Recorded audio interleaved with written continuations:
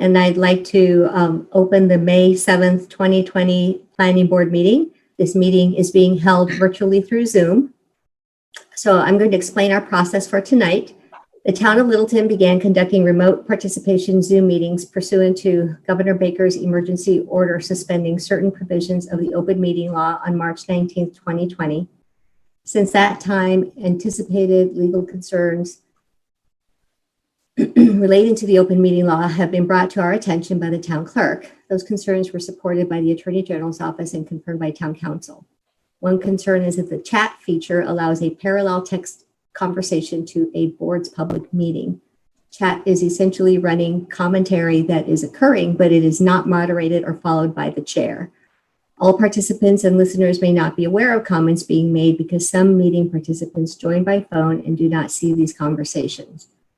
Another concern is conversations between residents within the chat room, which are not incorporated into the public record.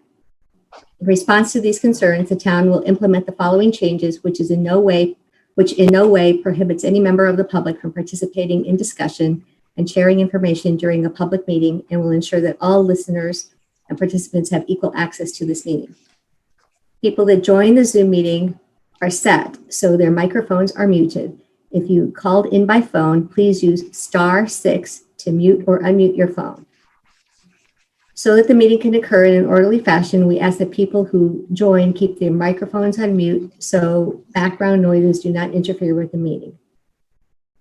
If you wish to participate in the meeting, please use the raise your hand function available on Zoom, or if you called in, dial *9, which will activate the raise your hand function.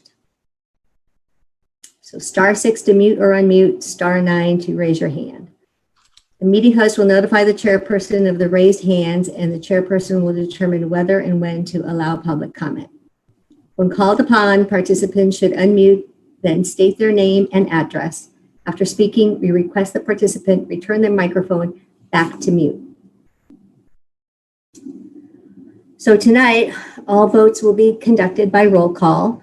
So members, that means you need to say your name and then yes or no, so it is clear for the record.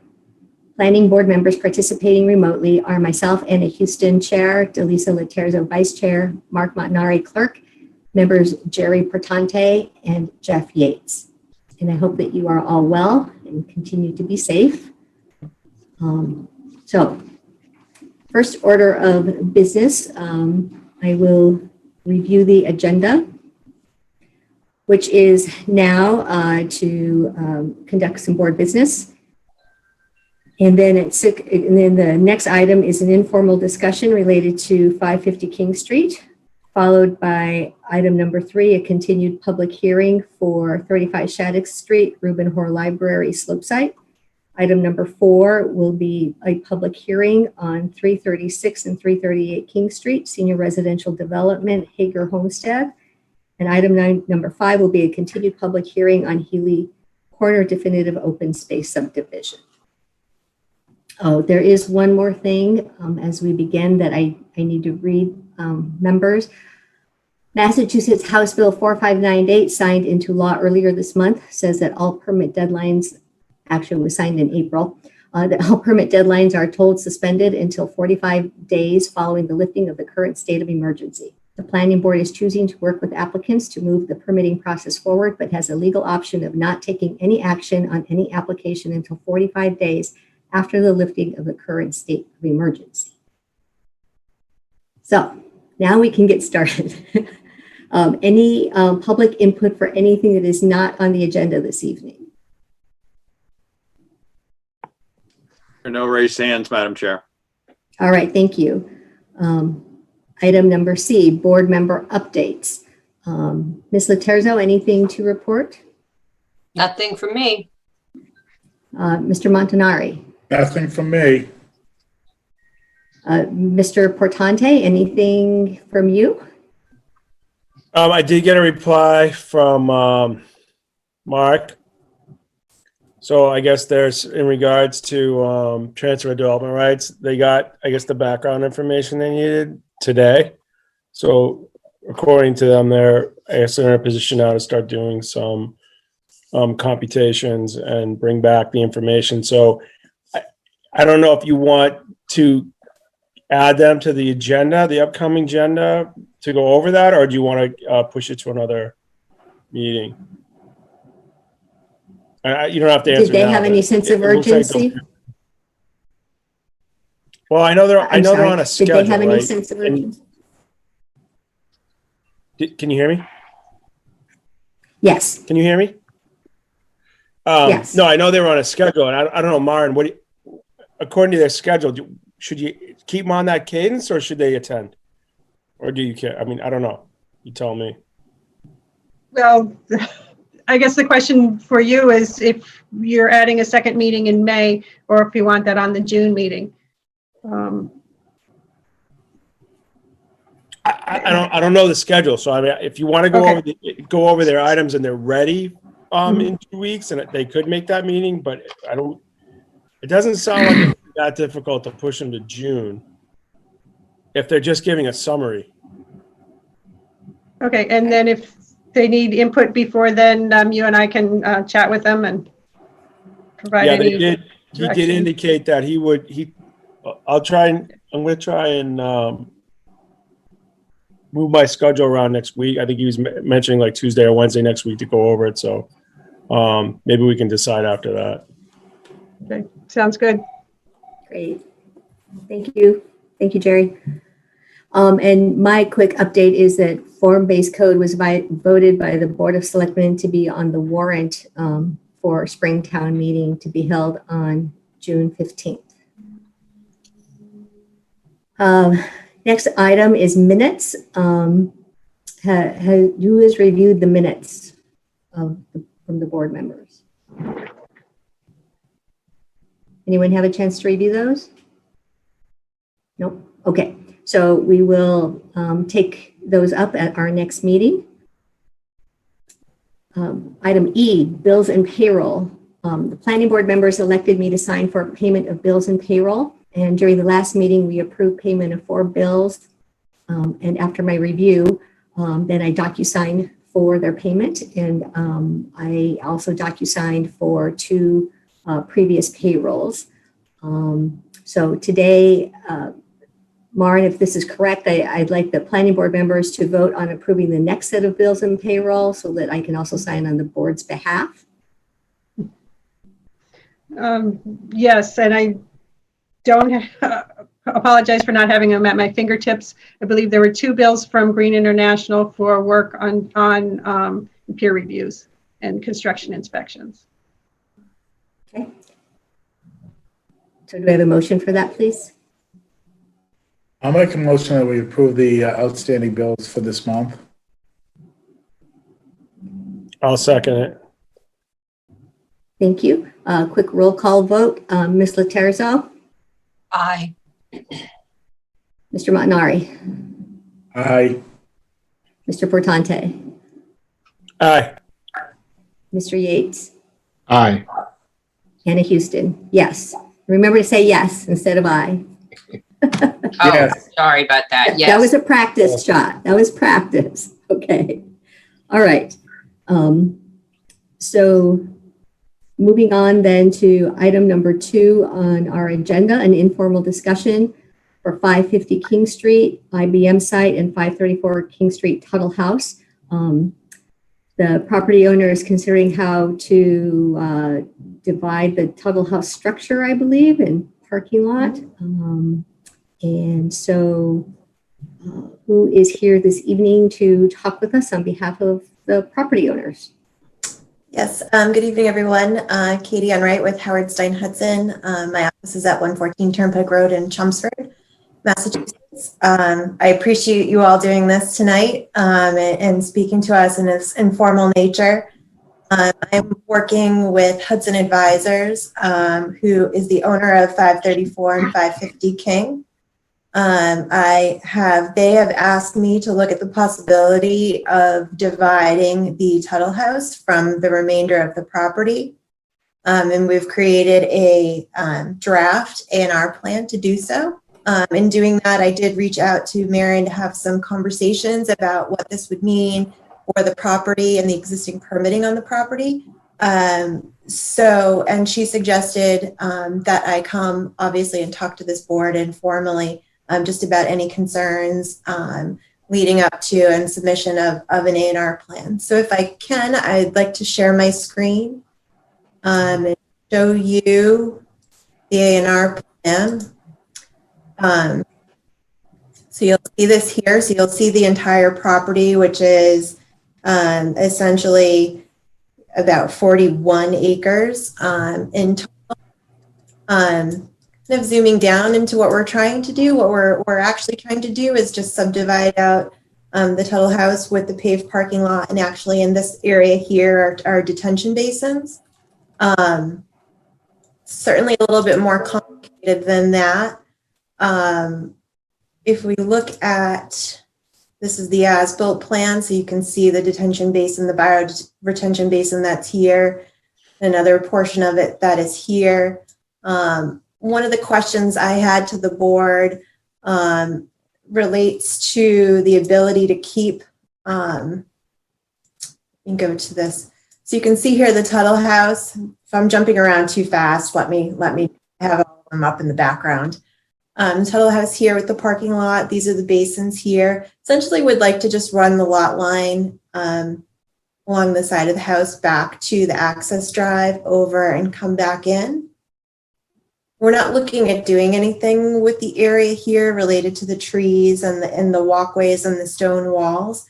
But one of the comments and questions I had to the board was regarding, the history a little bit of this site and if it's necessary to keep this portion of the site with the house itself as we look to divide the property. And what Hudson Advisors is really looking for is just the ability they're looking at options for the site. And one of the options would be to be able to sell this house independently of the rest of the property and looking at options. So that was one of the questions. Other was brought up was we found all the files from the original permits from out here. And there was a special permit related to the Water Resources District related to impervious coverage. By breaking out this lot independent of the master lot, we still are below the 50% impervious coverage, but we would increase the impervious coverage of the large lot from 49.5% to 49.85%. So it's a very minor increase in impervious surface on the larger lot, but also in talking with the board and in talking with Marion, how do we want to address that? Is that something that's as minor as something that can be done administratively? So it's something that would be done essentially with this plan and a letter to the board seeking to make a minor modification to the special permit that's already existing on the site. And the new lot that we're creating would meet all of the requirements per zoning, we believe. So I know that's a lot of information and this is the first time you're seeing this. Client is looking for us to come back with just, some information from the board related to the A&R that we would like to file to subdivide this lot, and just make sure everybody's kind of comfortable with the path we're going down before we formally submit. So with that, I'd appreciate any questions, comments, to get back to my client after this meeting and certainly appear at a future meeting. Okay. Thank you, Ms. Enright. Members, do we have any questions before we look to address her questions? I have two questions. So I guess I'll go first. Is it your intention to keep the house, the Tuttle House, intact? Or are you intending on modernizing it or knocking it down? Or what are your intentions with the house itself? So from what the client has told me, they were just looking at subdividing it out. So there wasn't any discussion as of yet about what to do with the house itself. They were just looking at options to break that off and sell it on its own potentially. So they haven't really given me any information. I mean, why I ask is because one of the original I believe the agreement way back when Digital did it 40 years ago was to keep the house and the pear orchard intact because that was part of the property. I believe it was actually moved to that location. So I'm just concerned we're going to lose some of that. If I don't have a problem with breaking it off if it's going to stay sort of like it looks like now as part of the 200-year-old farmstead that it was.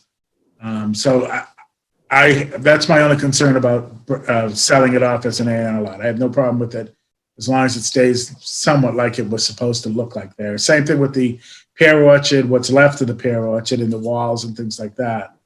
The other thing is, I don't know where you're coming up with your percent impervious. You took out two massive parking lots out of there and covered them over with grass. So you should be way below your percent impervious.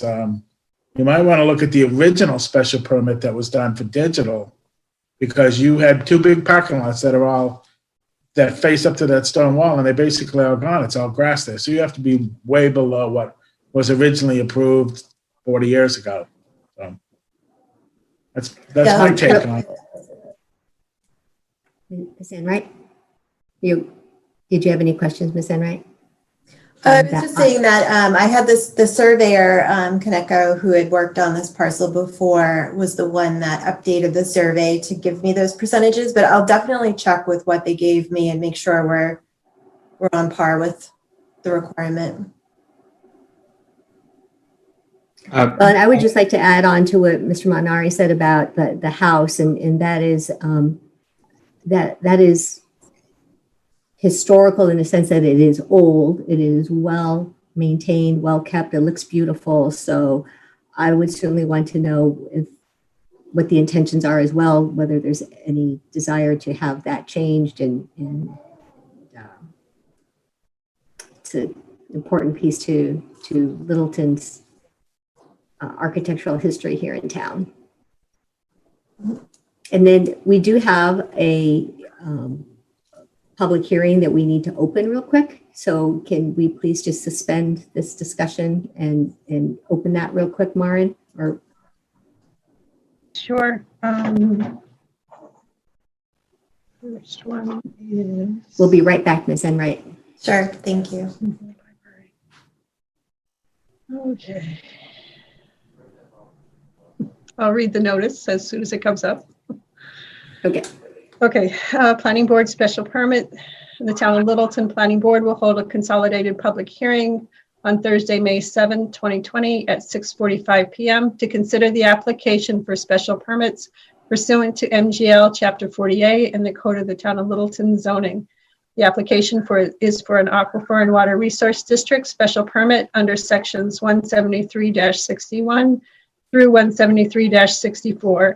And site plan review under section 173-16 through 173-19 of the Littleton zoning bylaw. Property location 35 Shattuck Street, map U19, parcel 21, applicant and an owner, Town of Littleton. The applicant is seeking special permits, approvals to allow construction and operation of a new library building at 35 Shattuck Street, including rendering impervious more than 15% or 2,500 square feet within the Aquifer District. Application and plans can be viewed at the Planning Board projects page of the town website, and to the extent that they may be open at the Planning Board and Town Clerk's office during their business hours. Any person interested or wishing to be heard on the proposed plan should appear at the time and place designated or provide written comment by May 5 if possible. To m2hill@littletonma.org or P.O. Box 1305, Littleton, Mass. 01460. Then it goes on to explain that town offices are presently closed due to the declared state of emergency. In-person attendance at meetings is therefore currently restricted, giving building closures due to COVID-19. And the date of reopening of the town offices is not presently clear. Based on the foregoing, the public hearing will be held in room 103 of the Shattuck Street Town Offices, 37 Shattuck Street, if the town offices have reopened prior to May 7th, and otherwise shall be held remotely via Zoom video conferencing, with details to be made available at the Planning Board agenda when posted a minimum 48 hours prior to the meeting. In either event, the public hearing can be viewed live on LCTV or online at Littleton Vodcast TV/VOD. Please feel free to call the Planning Board office, 978-540-2425, and leave a message with any questions. Signed, Mark Montanari, Clerk.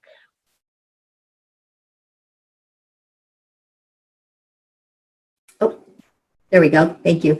Thank you for reading that, Maren. And so we will return to that public hearing for the library in just one moment while we finish our discussion with Ms. Enright in reference to the property at 550 King Street. So any other comments or discussion from other members? I have some comments. I guess there are two issues. Number one is the historic structure. Some of it is historic, some of it isn't. The front part is the historic part. The back part is a large sort of meeting room, open space, which I'm less concerned about. But the other thing is the site contains significant drainage structures for the entire property.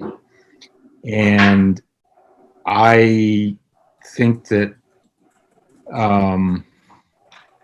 we'd have to look into how we can protect the interest of the whole property in subdividing this particular spot. I mean, whether it's through easements or, I mean, maybe through easements or deed restrictions, because if those structures are altered, I mean, they're two ponds and they're elaborately planted and there's paths around them. And I think it's a little complicated, but in principle, I don't have a problem with it. But in the details, I think there are some issues.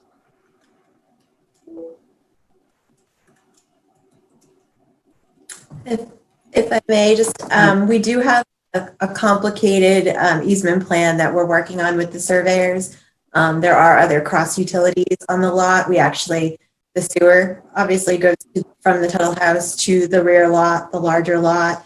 So the water also comes through there and the electric would cross the property. So we are looking at, there would have to be some cross easements between both properties to make sure that they operate properly into the future. Great. Yeah, so having all of that well thought out with proposed ideas would be great. Any other comment from Mr. Portante or Ms. Laterzo? Okay.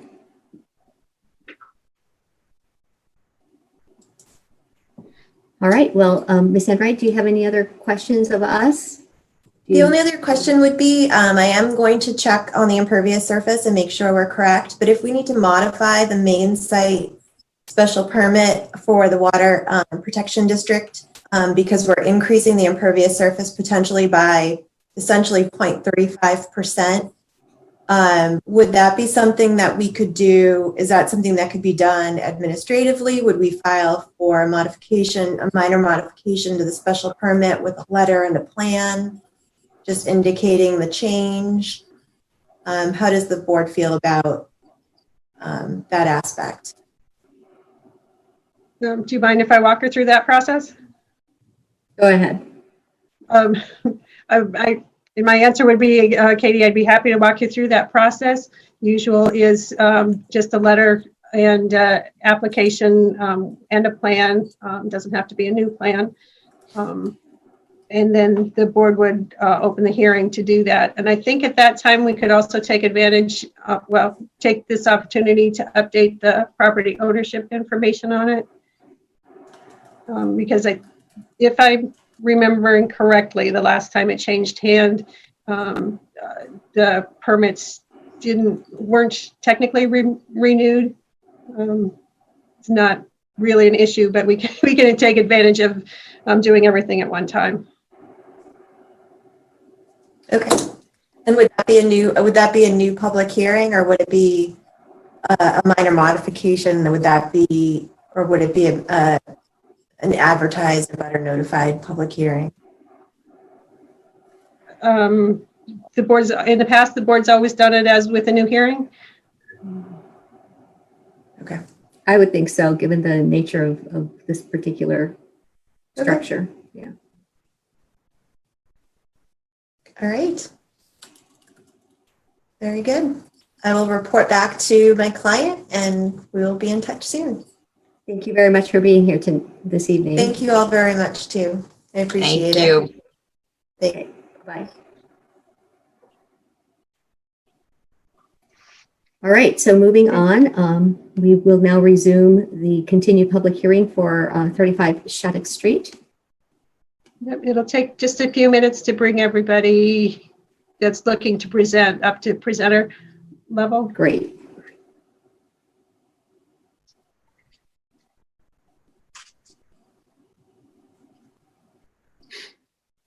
I think, looks to me like everybody's in. All right. So who will be speaking this evening on behalf of the library project?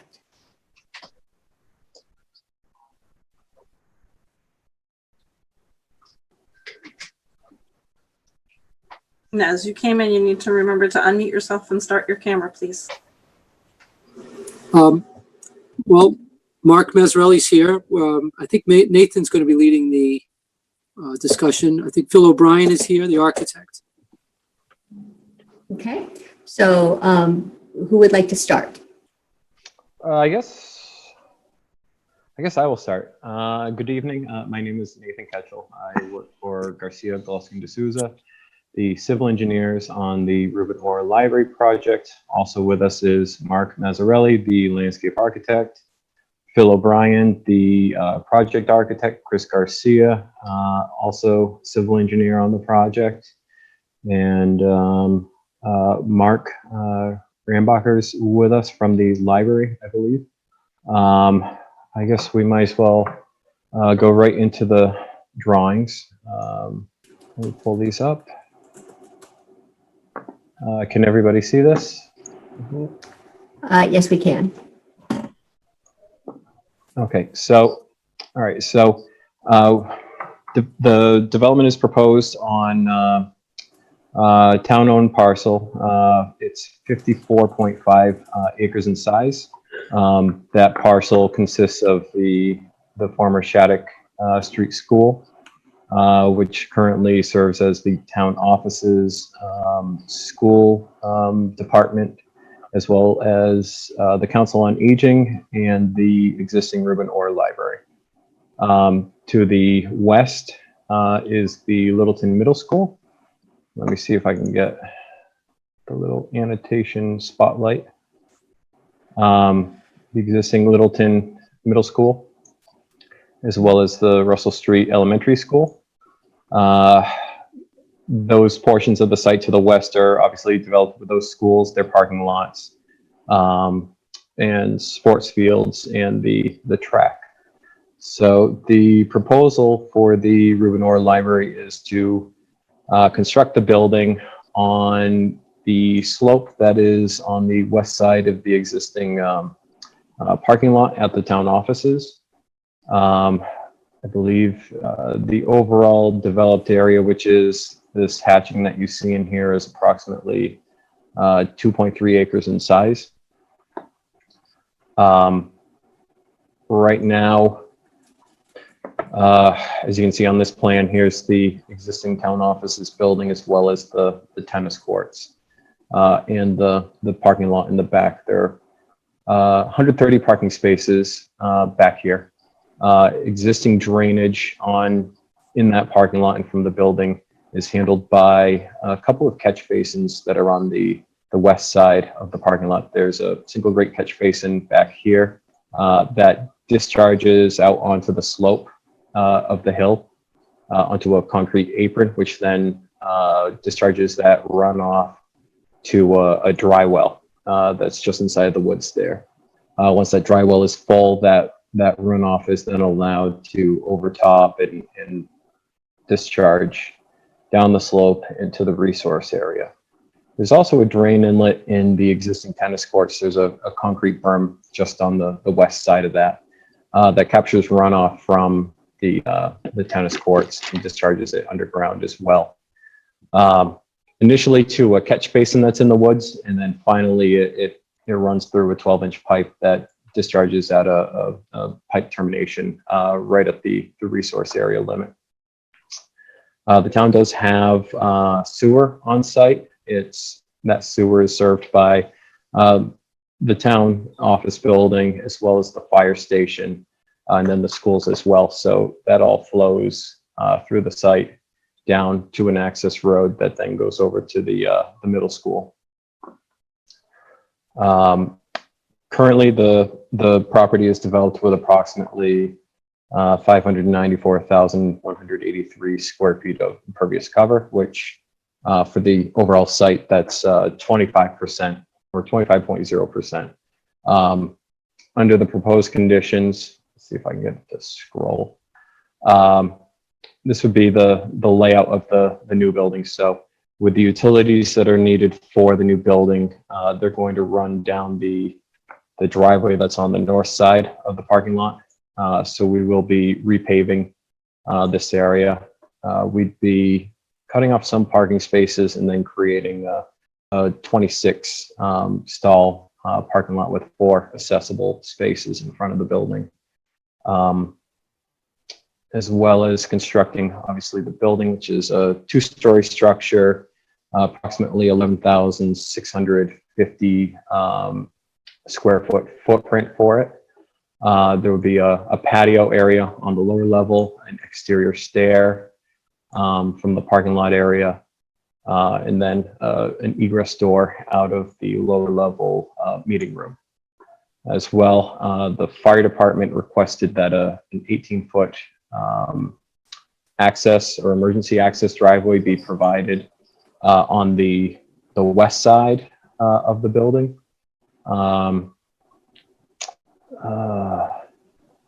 As well as a couple of retaining walls due to the slope nature of the property. So there's one at the end of this parking area, one that runs along the lower level patio, a level area that was created for the utilities to come into, including the transformer, and then a small one to deal with the stairway from the lower level meeting room area. Under the proposed condition, we would be increasing the impervious cover on the site by approximately 23,000, I believe 23,600 square feet, which would bring the impervious cover up to, for the entire property, up to 26.0% over the existing 25.0. So overall, that's a 1% increase of impervious cover over the existing condition. Proposed utilities, as I had previously mentioned, will be routed from the street onto the property via the north driveway. That would include water services, which would serve both domestic and fire protection, natural gas, as well as electrical and communications. And in coordination with Kevin Hunt, the project has been being permitted to be allowed to connect to the existing wastewater system that the town office and fire station are connected to. As well, there are a couple of proposals in regards to stormwater. One is the existing catch basin that's in the west end of the existing parking lot is capturing 1+ acre of impervious area. We're proposing to replace that structure and install a double grate catch basin, which would be able to handle the runoff from larger storm events.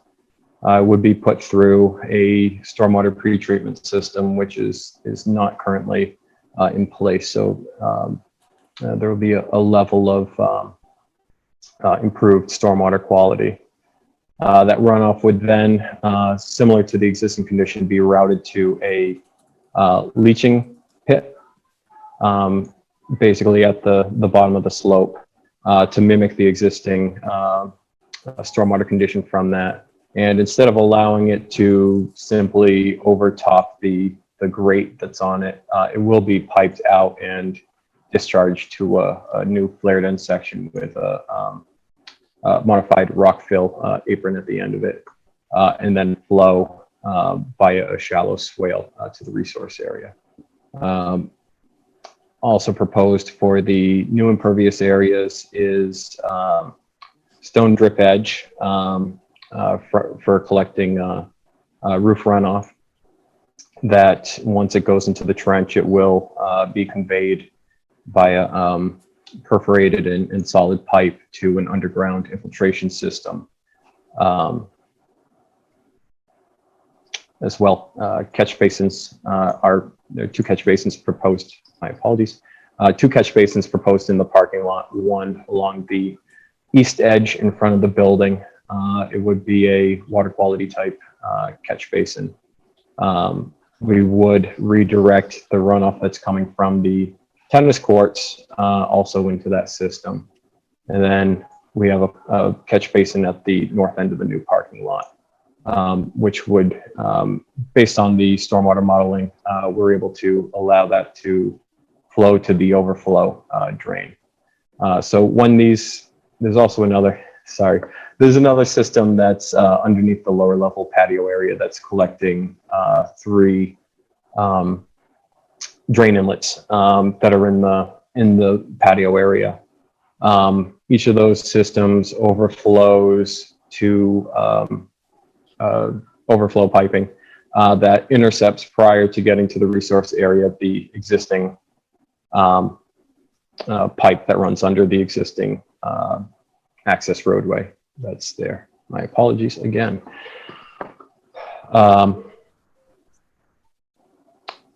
There would be a pad mounted transformer on the south side of the building. There is new, under the proposed condition, there would be new 12-foot tall light fixtures that would be installed, one in front of these parking stalls here, and then along the sidewalk that runs on the west side of the parking areas. And since the parking stalls are on this side, we feel that the level of lighting that's being provided by these is sufficient to provide safe illumination to the parking spaces. And I think I actually have in the upper right corner of this plan is a rendering of the lighting levels, as well as the photometric plan that's associated with these fixtures that are being proposed. I think from there, Mark, would you like to present the landscape now? Thank you, Nathan.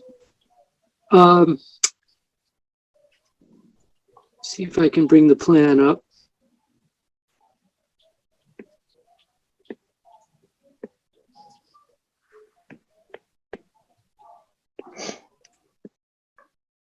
Can everyone see that? Yes. Everybody can see the plan, right, Nathan? Okay, great. Hello, my name is Mark Mazzarelli. Hello, my name is Mark Mazzarelli. I'm the project landscape architect. And I'd like to walk you through quickly the planting plan for the new library. I'd also like to just quickly preface the plan and say that we received the third-party evaluation of the plan that was commissioned by the town. And some of you may or may not know that the library is very interested in promoting pollinator species at risk, specifically types of bees that are threatened presently. To that end, we are actually currently, as of this afternoon, and hopefully getting it to Amy Green tomorrow, an updated version of the plan based on the notes from the third-party evaluation. As part of that evaluation, he made suggestions on our turf grass mix, our wildflower seed mix, both of which we are going to fully incorporate into the specifications. Also, the third-party evaluator made recommendations based on our plant list that you see before you on the woody material, trees and shrubs. So I'm going to zoom in, and I'm a little afraid to use my pointer because last time I got frozen out when I did this, but I'm going to walk you from left to right. Hopefully some of you can understand the plan and that the entrance is just off the parking lot by the tennis courts. And to the left of that, there's a new transformer. And on that corner, we are softening that corner of the building and transformer wall with native Amelanchier trees. And I'd also just quickly like to back up, and this will be a quick walkthrough, sorry. All of the trees and shrubs selected are native. And based on today's evaluation and subsequent phone call with the evaluator, I don't know if I mentioned that, I had a follow-up with him. About 95% of the plants are pollinators. So we've achieved the goal that the town is looking for, and I think we've made a great combined effort here. So on the left there, we have Amelanchier trees anchoring that and softening that corner of the building. Instead of the 9 bark, those will be spirea. As we come now toward, I'm going to try to do this now with my pointer. I'm a little afraid. Okay, here we go. You can all see that now. So I was just talking about the Amelanchier here. We've now gone to another Amelanchier so that there's some continuity there visually. As we get to the front, there's the flagpole. And then this Ilex opaque is now going to become a beech plum on both sides. We're going to frame the entrance with beech plums. And then in these beds here, around the glass window bump out, we're going to have 2 symmetrical beds anchored with inkberry, some juniper along the walkway edge because it's so tolerant of harsh conditions and stays low and evergreen. Some red twig dogwoods and then we've changed that. What now says clethra, it will be Rosa virginiana. On the other end of the library, anchoring that corner, will be a redbud, and then inside a native witch hazel. Going now out towards the meadow, we have a grouping of pussy willows, but they're actually going to change to hybrid willows, 3 different types that are going to promote a sequence of blooms, and also, forgive me because this is all new information as of today, they're going to promote native characteristics and scale. These are out here because they grow so large. Down on the slope, instead of the river birches, we're substituting eastern red cedars and then the sugar maple grove here. It's hoped that the sugar maples not only will provide a replacement cover for trees, but also allow for tapping of trees for educational purposes. On the back patio, we have a mixture of pollinator plants, Labrador teas, and the like. And if anybody has questions, I can get into that in more detail.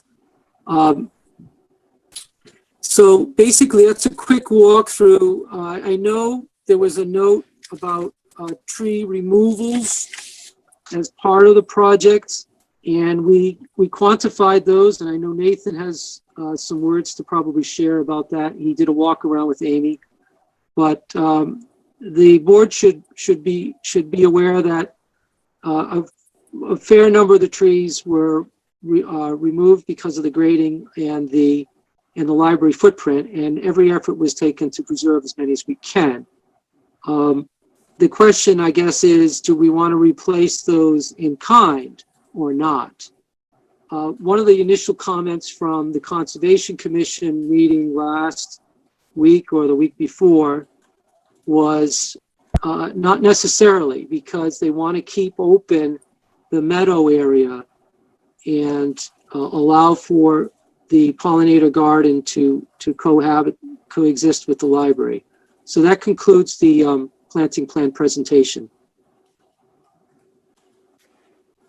Thank you very much, Mr. Marzarelli. Nathan, did you have anything else to add to that, as he indicated?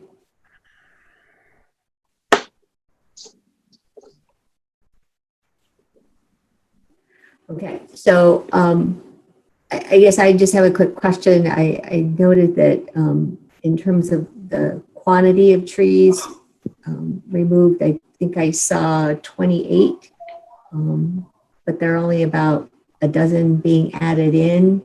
And so the thought of that is just to not bunch them too much. Correct. What other comments do you Correct. have around that? Correct.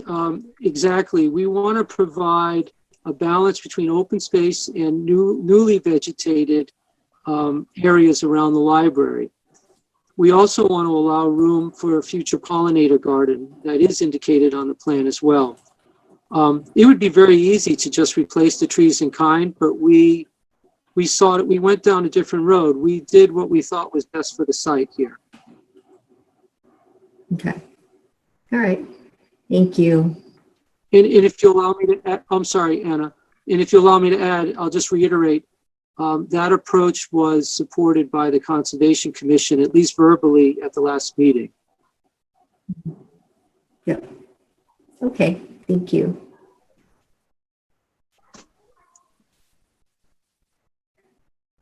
Is there anyone else from the team that would like to speak about the next item? If not, I'll go to the peer review. Phil, did you want to talk about the building at all?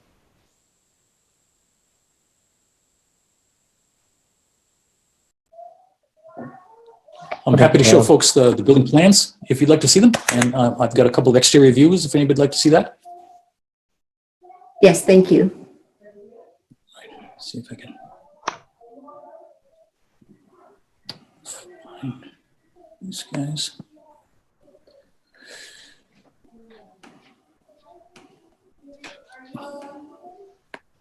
Folks see that okay? Yep. I'm going to start upstairs on the upper floor. Okay, so this is a two-level proposed building. The entrance is at the upper level because of the slope of the site. Basically, the entrance is flush with the parking lot, so there's no ramps or stairs to get into the building from here. And so you're walking in at the upper level. We've got a lobby with a stair and an elevator that will take you downstairs.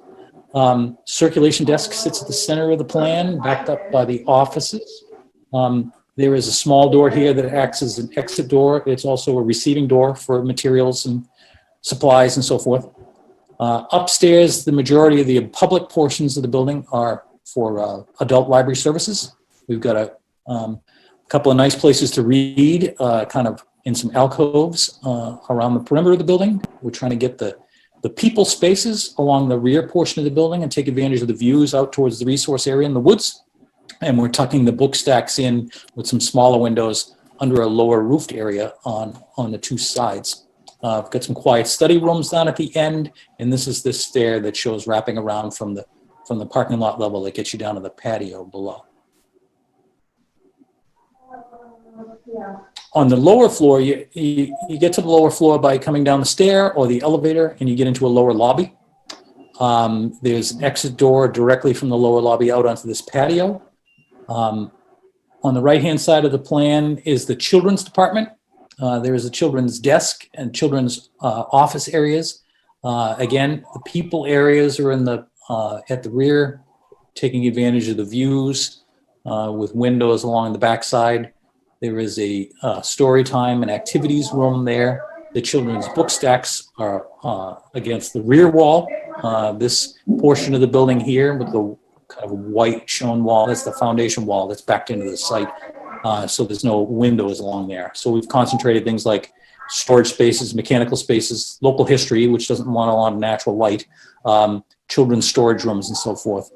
Also off of this main lobby down below, we've got a large meeting room that is dividable in half with entrances in from the side here and a separate entrance for the front half if the room is divided. There are multiple ways out of this space. This exit door from the lobby and from the meeting room, both are served by that stair. Exits out of the children's department and the lower lobby are served by the patio area. We've also got a teens or young adults area and a conference room down on this floor as well.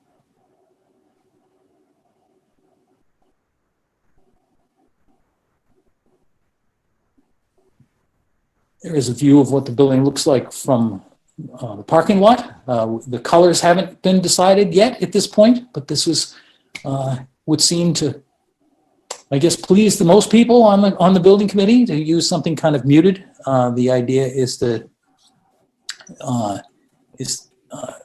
kind of take advantage of the slope roofing and so forth to give a kind of a softer, more field house kind of a look to the building. Main entrance in the center of the plan here. There's that secondary entrance or exit for deliveries and so forth.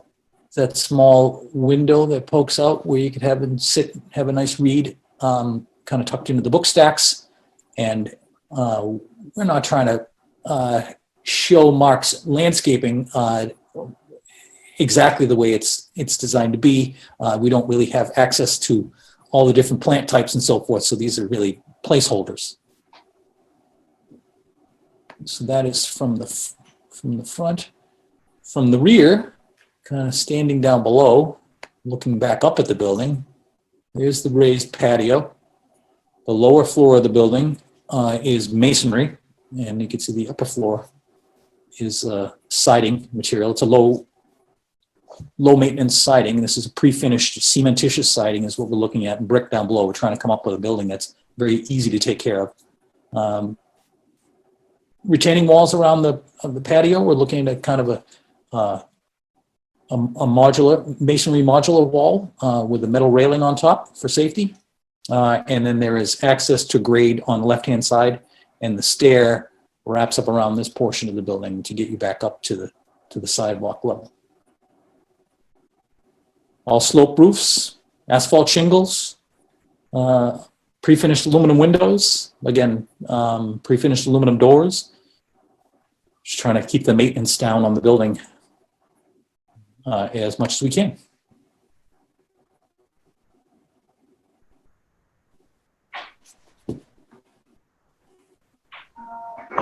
Thank you for walking through that architecture. Quick question. I didn't see the word library anywhere on there. Are we going to be putting any kind of a sign or anything that indicates what the building is?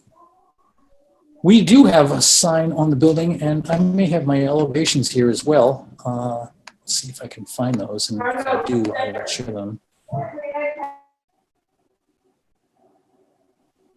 Excuse me, whoever does have a microphone unmuted, could you please mute it? Thank you. So, bear with me, I found my elevations. And so this is, I can zoom out a little bit here. That's the front elevation. We of course showed you the renderings because they're a lot nicer looking than my elevations. But so this is the front elevation looking from the parking lot. There's the main entrance, and we actually will have a sign on the face of the building there. It's easier to see on the left-hand side of the entrance when you're driving in.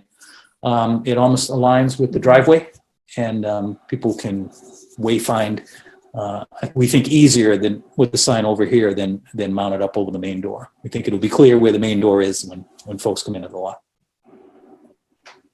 Okay, great. Thank you. Does that answer your question? I missed that when I was looking at the elevations. Yes, thank you.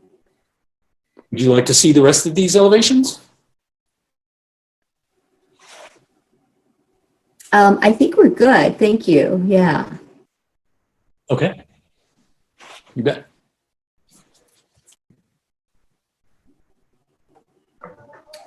Judy. You got a hand? Yes. We have a hand. Yeah, so Judy Reed, Pamela Way, just looking at the drawings from the landscape and then the other one. I'm curious as to, do we really need a flagpole? We have a flagpole on the other side of the parking lot.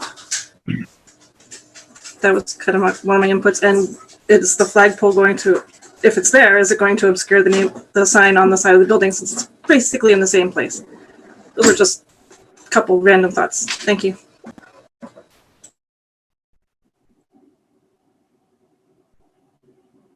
Thank you, Judy. Well, something to I consider. guess I'll answer that if that's okay. Do you want me to answer that? Sure. Sure. Okay. I think the flagpole, the top of the flagpole is going to be about 30 feet high, and so that's going to be, the flag itself will be considerably higher than the sign. It will just be the post itself in the way. I think if you were standing in a fixed position, that pole would probably be in the way. There may actually be a light pole there as well. I think most folks will see right past those things to the sign itself. I think the lettering is large enough that you'll be able to get a good view of that. If a flagpole is not necessarily required, certainly is not a requirement, and it's kind of the default for a public building, and it's something that the committee has expressed interest in, and so we have showed it on our plans.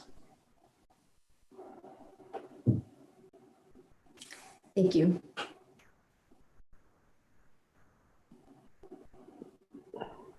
So is there any other comment? This is Mark. Mr. Rombacher? I just wanted to add that the building is set up to support solar panels. We're looking at grant money outside of the existing project to get grant money from the state to add solar panels, but the roof will support them, and there's plans in the works to try and incorporate them in the project. Maybe not initially, but in the future at least.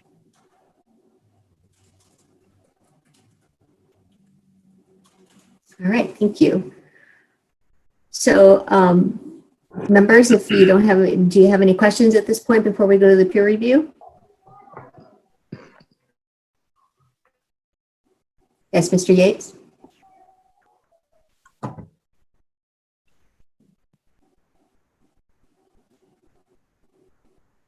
I thought Mr. Yates had a question, but maybe not.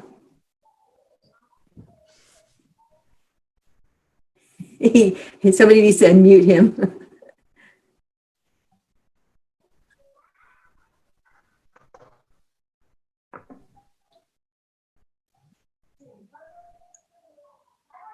He looks perturbed. Kirby, is he good? There he is. No, no. No, he's not unmuted. Hey, Anna, Yes.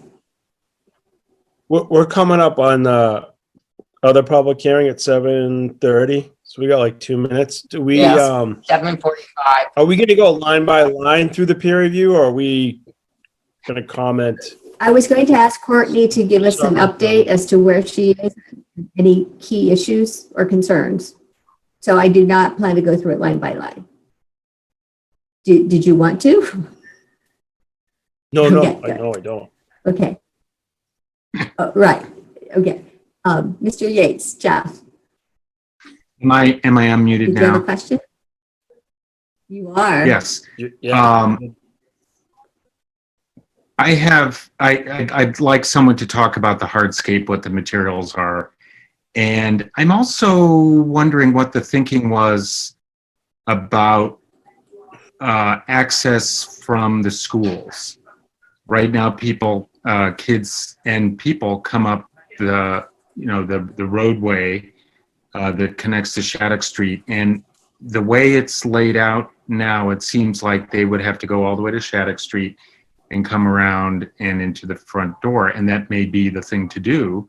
I'm also wondering about the materials of the fire access road and whether or not the end of it could connect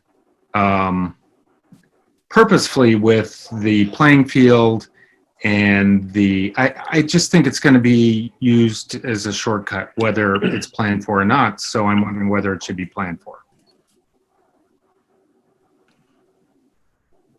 Right, but are these questions we need to address during the board time, or can we get those? Can we submit Not those necessarily. to the Just my comments.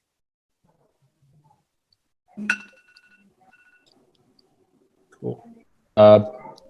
I mean, I would So the be question is, happy to answer them is now. what, or- Jerry, can they answer them now or later? Is that what you were asking? Well, It feels like everything's We're on gonna slow pretty motion. I know we're having Right? I think there's a connectivity. bit of a People delay. should probably turn off their cameras to speed it up. I mean, we're chewing bandwidth with all these cameras on. Well, while we're adjusting There the goes cameras and whatnot, we'll get back to this hearing, Do you but want me to- we do have another hearing that's scheduled to be open at 7:30, which is now. So why don't we go ahead and quickly do that, Maren, and then we'll resume this discussion. Okay, public hearing notice, the Town of Littleton Planning Board will hold a public hearing on Thursday, May 7th, 2020 at 7:30 PM to consider the application for a senior residential development special permit pursuant to MGL Chapter 40A and the Code of the Town of Littleton zoning, senior residential development, sections 173-145 through 173-152, and Aquifer and Water Resource District special permit, sections 173-61 through 173-64, and any other permit relief as may be required under the Town of Littleton zoning bylaws to allow the proposed use and project. This application is for property located at 336 and 338 King Street, Assessors Map U19, parcels 38 and 38-1. The applicant is Attorney Douglas D. DeShane, representing Massachusetts Co-Housing LLC. The applicant is seeking a special permit under the Senior Residential Development Bylaw and the Aquifer and Water Resource District Bylaw to allow construction of 24 1- and 2-bedroom senior housing units and associated improvements on approximately 15 acres, including affordable units under the inclusionary housing zoning bylaw. Application and plans can be viewed online at the town website, www.littletonma.org. Any person interested or wishing to be heard on the proposed plan should attend the public hearing or provide written comments via email to m2hill@littletonma.org by May 6th, if possible. Town offices are presently closed due to the declared state of emergency. In-person attendance at meetings is therefore currently restricted, given building closures due to COVID-19. And the date of reopening of the town office is not presently clear. Based on the foregoing, the public hearing will be held in room 103 of the Shattuck Street Town Offices, 37 Shattuck Street, if the town offices have reopened prior to May 7, or otherwise shall be held remotely via Zoom video conferencing, with details to be made available on the planning board agenda when posted a minimum of 48 hours prior to the meeting. In either event, the public hearing can be viewed live on LCTV or online at littleton.vod.castos.tv/VOD. Please feel free to contact the planning board office at 978-540-2425 with any questions. Signed, Mark Montanari, clerk. Terrific. Thank you very much, Maren. Okay, so we can proceed. And Jeff, you had some questions that you had asked related to hardscape I don't need a materials. detailed explanation. Yeah, I'm concerned about the pedestrian access from the school sites, especially on early release days when kids pour up the hill, and how it was envisioned they access the library. And since the fire access lane was added, I'm just wondering if it needs to be fleshed out a little more about, connectivity to the Shattuck Street building area. That's all. Thank you. Mr. Ketchel, is that something you can answer?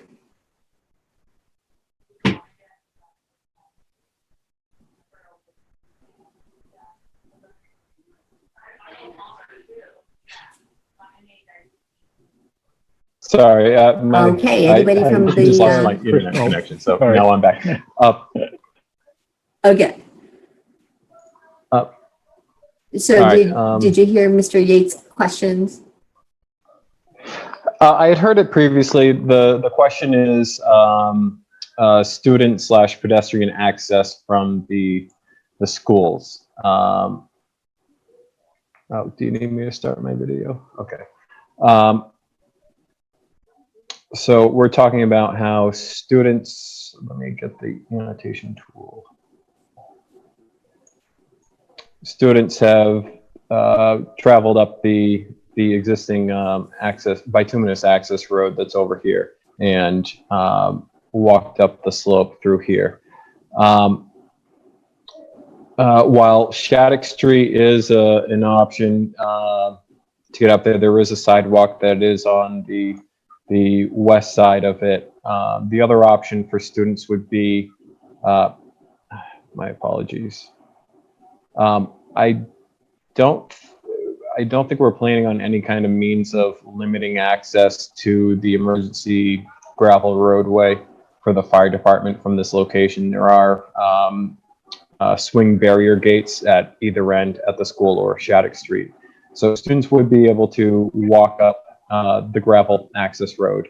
There are basically two options then to access the building. One would be to travel up the access driveway and come up. There is a break in the retaining wall to the lower level patio. In this area, approximately, you would have to walk up basically a 3-to-1 slope to get there. Versus the, I believe it's about 1 in 8 coming up that existing grass pathway right now. The other option would be to continue up the pathway until you get to the back side of the building where you would be able to access the egress that's on the south side of the building, which does go in. In regards to connectivity to the playing fields, the proposed 18-foot wide gravel roadway, emergency roadway that the fire department had requested does, through the beginning, follows the path of the existing gravel roadway. There is some deviation as you work to the southwest here, where the radius of the driveway is a little bit tighter than the existing, which allows us to get away from the resource area a little bit more. At the end of the proposed emergency access driveway, grade does tie into the remaining extent of the existing roadway. So if a vehicle did need to access the fields, such as for mowing and whatnot, they're not coming up against any kind of barrier where this ends. It will just be a continuation of the existing gravel roadway that's there.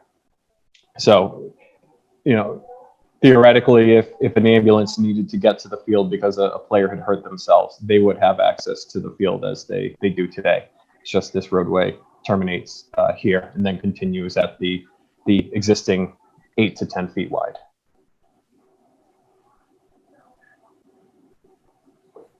Jeff, any follow-up questions? Or are you good? Fine. Okay, great. Mr. Montanari, you're muted.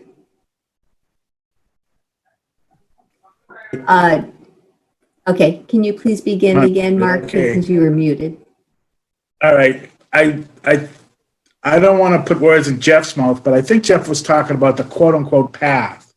The path used to go from the middle school through the woods and up into Shattuck Street to the road.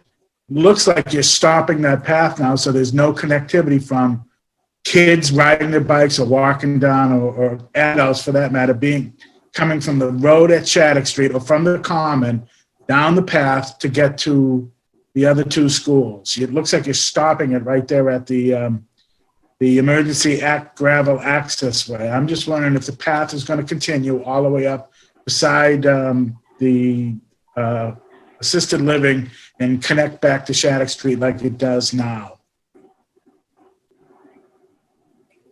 So the continuation that goes along this portion that I'm highlighting?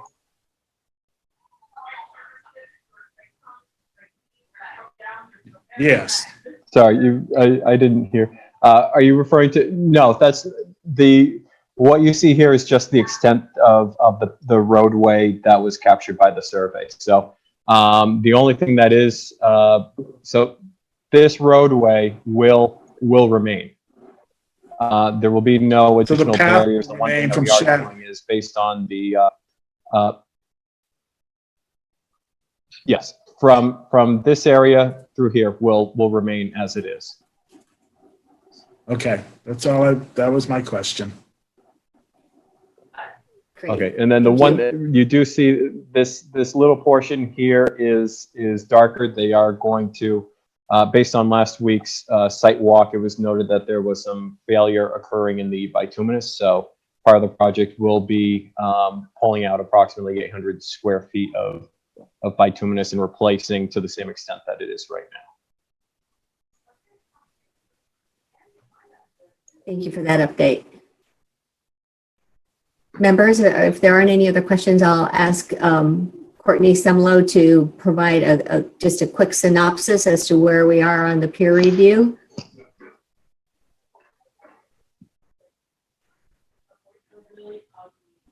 And if you could just give your name and organization. Hi, I'm Courtney Semlo. I'm a civil engineer with Green International. We were asked by the planning board to do a peer review of the plans for this project. And what that entails is usually we look at the engineering aspects of it, but also we look at the current zoning regulations in town, and we make comments on any discrepancies or anything that would go against anything in the zoning regulations, as well as anything that we think that the town might want to be made aware of. So we submitted some comments, I don't know, 2 weeks ago maybe. And then we did a site walk with the applicant and Maren, and Amy Green with the Conservation Commission was also there. We did that on Friday. And we received some updated plans and some calculations a couple days ago. We haven't had a chance to go through and look at all of the revised documents. I did go through the responses to the comments that we received, and there were a few that, if you want, I can go through. There was probably like 8 that I just wanted to make the planning board aware, because I think that your input is needed. It shouldn't take very long, but if you want, we can wait till everything's resolved, or I don't know how you'd want to proceed. Thank you. So members, one of the things that we wanted to just put out there is that I've been made aware that from a timing perspective, it would be best for the town if this was to be approved, that it be done by June. So that would mean that if we continue this meeting, we should likely have another one in May. And so wanted to ask you, do you want to hear these questions now from Courtney? I would recommend that we do, but want to get your input on that.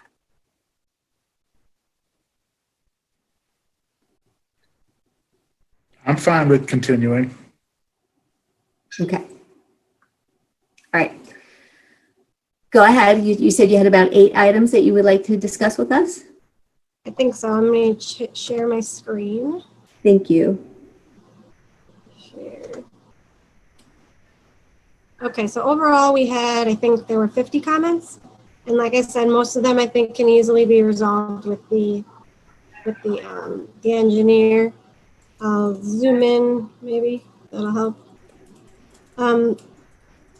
One of them that was actually not even goes against any bylaws. We just are aware that the DPW does not typically encourage the use of subsurface infiltration chambers, purely because they don't have the means to maintain them. These subsurface infiltration chambers and the stormwater quality structures usually require a vacuum truck to suck out any sediment or debris that gets collected in there.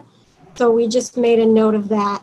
And the response from the applicant was that they would review it with Chris Stoddard, who is the town engineer at DPW. So that one I just wanted to make everyone aware. We do not have an objection for the use of these devices from an engineering standpoint. It's purely just our experience with DPW is that it's not preferred. So then the next comment is number 12. The one we make every time we review this. There is a note in the bylaw that says to remove or to minimize the removal of trees. So we made the comment. The applicant said that they're doing their best, and we sort of agree, but we'll leave that up to you.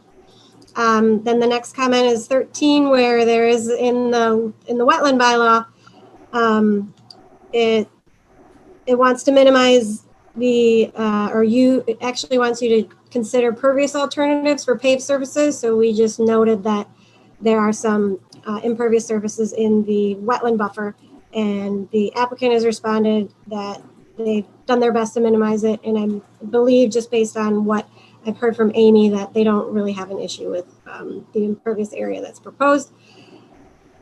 But that's just, we wanted to make a note of that.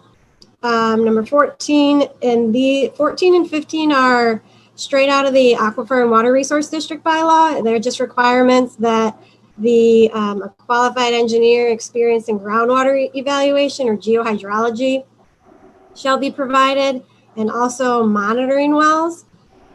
So the applicant feels that they're not necessary for this project, and I can't say whether or not that is true, but it is a requirement in the bylaw. So then the 19, 20, and 21 have to do with the that access driveway that we were talking about. So while we were out on site, we did notice that there was a portion of it that was deteriorated, and they agreed to replace some of it. So we just wanted, and I think after the whole conversation tonight, we just wanted to bring the attention to the planning board that driveway is going to be proposed to be used for construction. For construction traffic. The response from the applicant was that it would be limited. I don't know if the planning board thinks that it needs to be limited based on just what that road is normally used for or not. Just wanted to bring that to the attention. We also wanted to bring the attention that the access driveway, the emergency access driveway, is sorry, what did I write here? Oh, we wanted to know if it had been approved by the fire department. And the applicant said that they had made contact with the fire department, and the fire department's the one who requested the 18-foot driveway. And then comment 21 is basically typically fire department access roads are 20 feet wide, and the slopes can't be greater than 5%. And you have to provide a way for a truck to turn around if it's longer than 150 feet. This roadway does not meet those requirements. However, the applicant has said that the direction was provided by the fire department to do an 18-foot wide driveway. And so I don't know if the fire department has reviewed the actual plans or if that was a conversation had before the plans were actually created. And then the last one is just about parking. So there was no traffic analysis done or use analysis done to see how many parking spaces were required. And we didn't really have to look at this, but we just looked at the site and how many spaces would typically be required for the site. And they are providing more spaces than existing. And I don't know if there is an issue now with parking there or not. So we feel like it's fine, but just wanted to make a note of that too for your consideration. And that's it. All the other ones can be taken care of just with back and forth between us and the engineer. Okay. Thank you very much, Ms. Semlo. So typically speaking, how many weeks out if we were to need to reschedule another meeting, do you think all of these might get resolved in?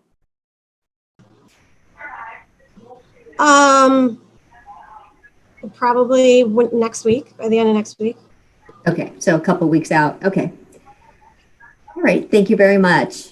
Members, any questions, comments?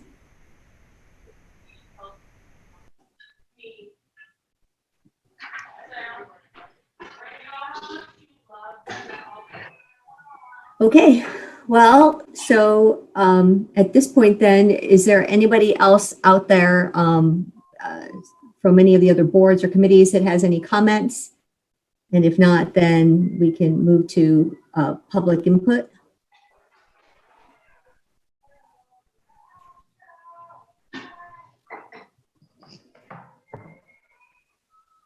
There are no raised hands. All right. Well, what's that saying? No news is good news, I guess. So, so at this point, members, how would you like to proceed, given that we still have some outstanding comments from the peer review? Would you like the applicant to return in a couple of weeks once things are resolved and we can make a decision at that point? Or would you like to do something now? Is there a way to vote on it with just conditions that, There is, yeah. you know, that everything needs to be satisfied?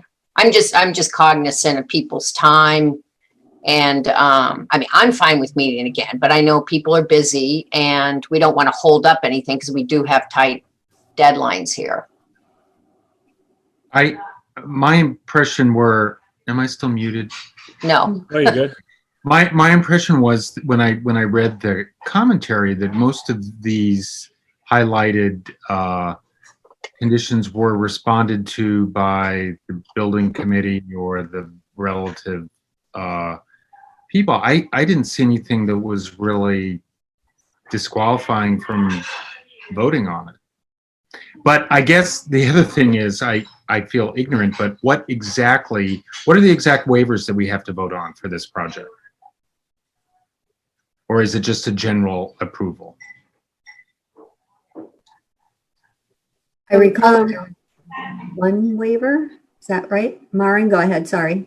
So actually for special permits, it's a series of findings that the board needs to make in order to make the decision. Those are outlined in the zoning bylaw. And then the one thing I wanted to add was that I didn't see anything that couldn't be included, addressed as a condition. Would it make more sense to go, would it make more sense to wait till June, have Martin draft a decision so we have an actual decision in front of us and all the outstanding issues will be resolved by then? Then conditionally approved it with no, you know. Could we close the probably hearing need it tonight?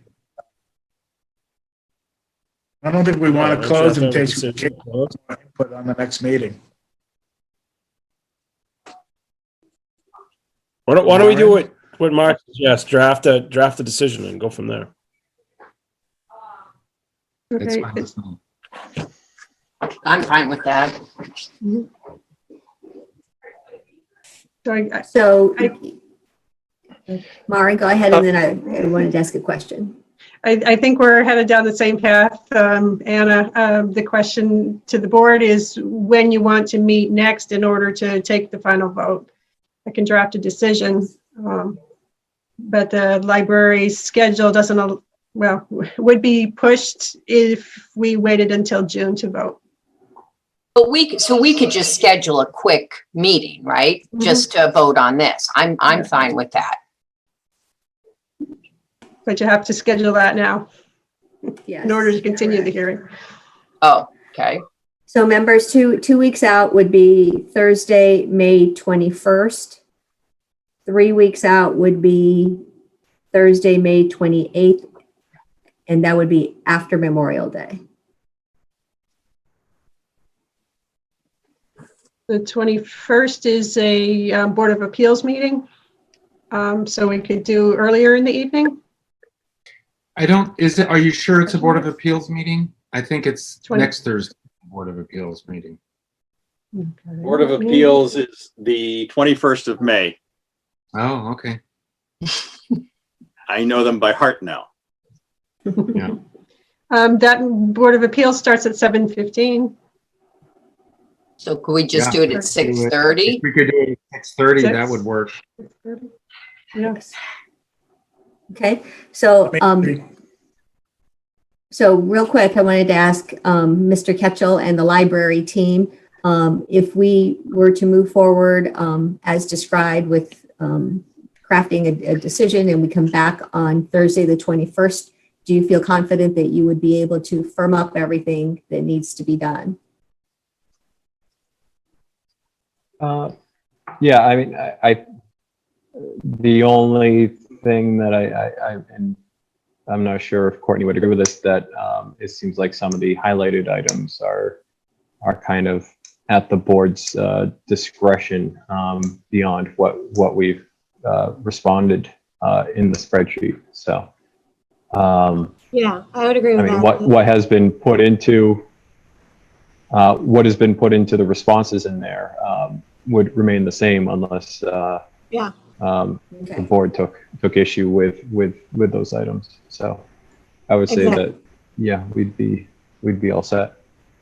Okay, Okay, great. if I may, I would propose to draft the decision based on the planning board's record of how they've done it in the past. And then the board will review that and give any updates if needed at that point.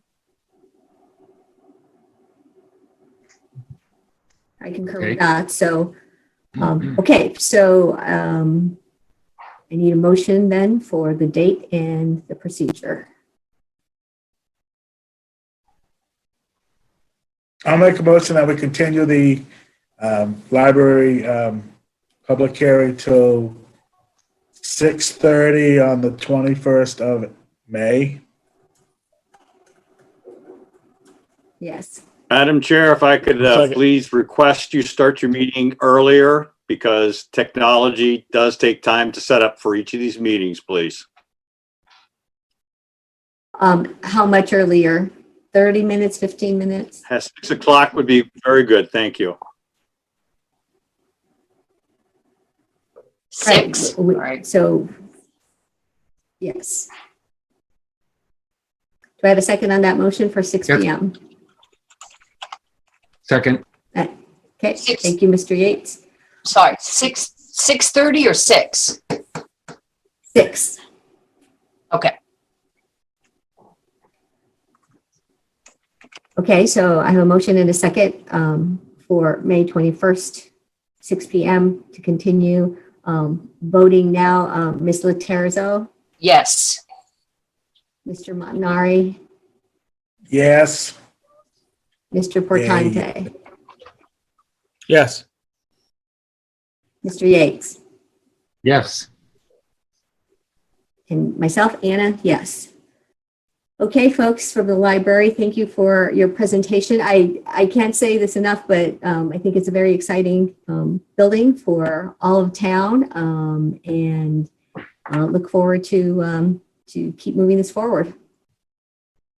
Thank you. Thank you for your time tonight. I have one quick question. We also have to get conservation to sign off on the final permit. And if you're voting on the 21st, can we get conservation? Can we get some way of getting conservation to finalize it or early as well? We have to get both of these approvals early enough to get the building permit and things, or we're going to be pushing our schedule back. So my question is, is there an indication to conservation on we can get on how you're proceeding so that they will proceed, because you two kind of work in lockstep? Yes, I'll work with Amy on that. Thank you. Thank you. Okay, I'll talk to you tomorrow then on this. All right, folks, Okay. thank you. Thank you. Thank you. Thank you. Have a good night. Bye. So members, we're going to do a quick switch over and get the folks on board from Hager Homestead.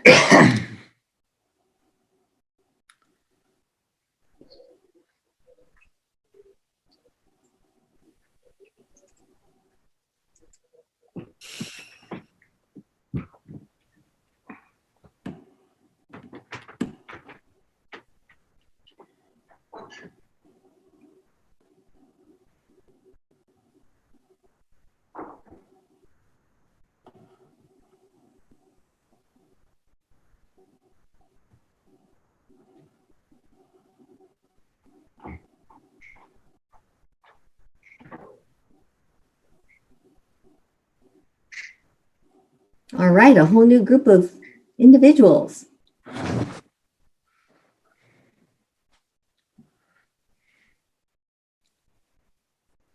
Madam Chair, are you ready for us to begin? Yes, we have one of our members who stepped away for a moment, but if you could go ahead and introduce yourself as a representative for the applicant, and then we can get started. Well, good evening. For the record, Douglas DeShane, representing Massachusetts Co-Housing LLC. I'd like to quickly introduce our project team, which is with us tonight. First of all, we have Diane Loomis, who will be speaking briefly on what co-housing is all about. Bruce Ringwald from GPR will be discussing technical aspects of the project as our engineer.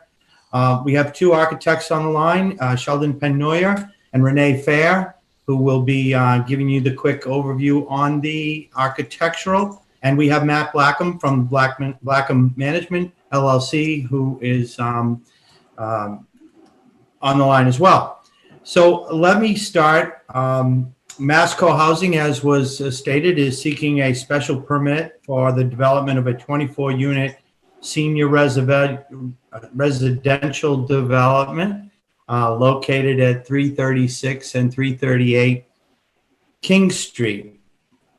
We are also seeking a special permit under your aquifer water resource regulations, in that although only 74.4% of our site will be impervious, we are proposing greater than 2,500 square feet of impervious, thus requiring the special permit. Again, we are proposing 24 units of senior residential housing, including a 3,600 square foot common house, which is proposed to be located within a portion of the existing federal house on the site.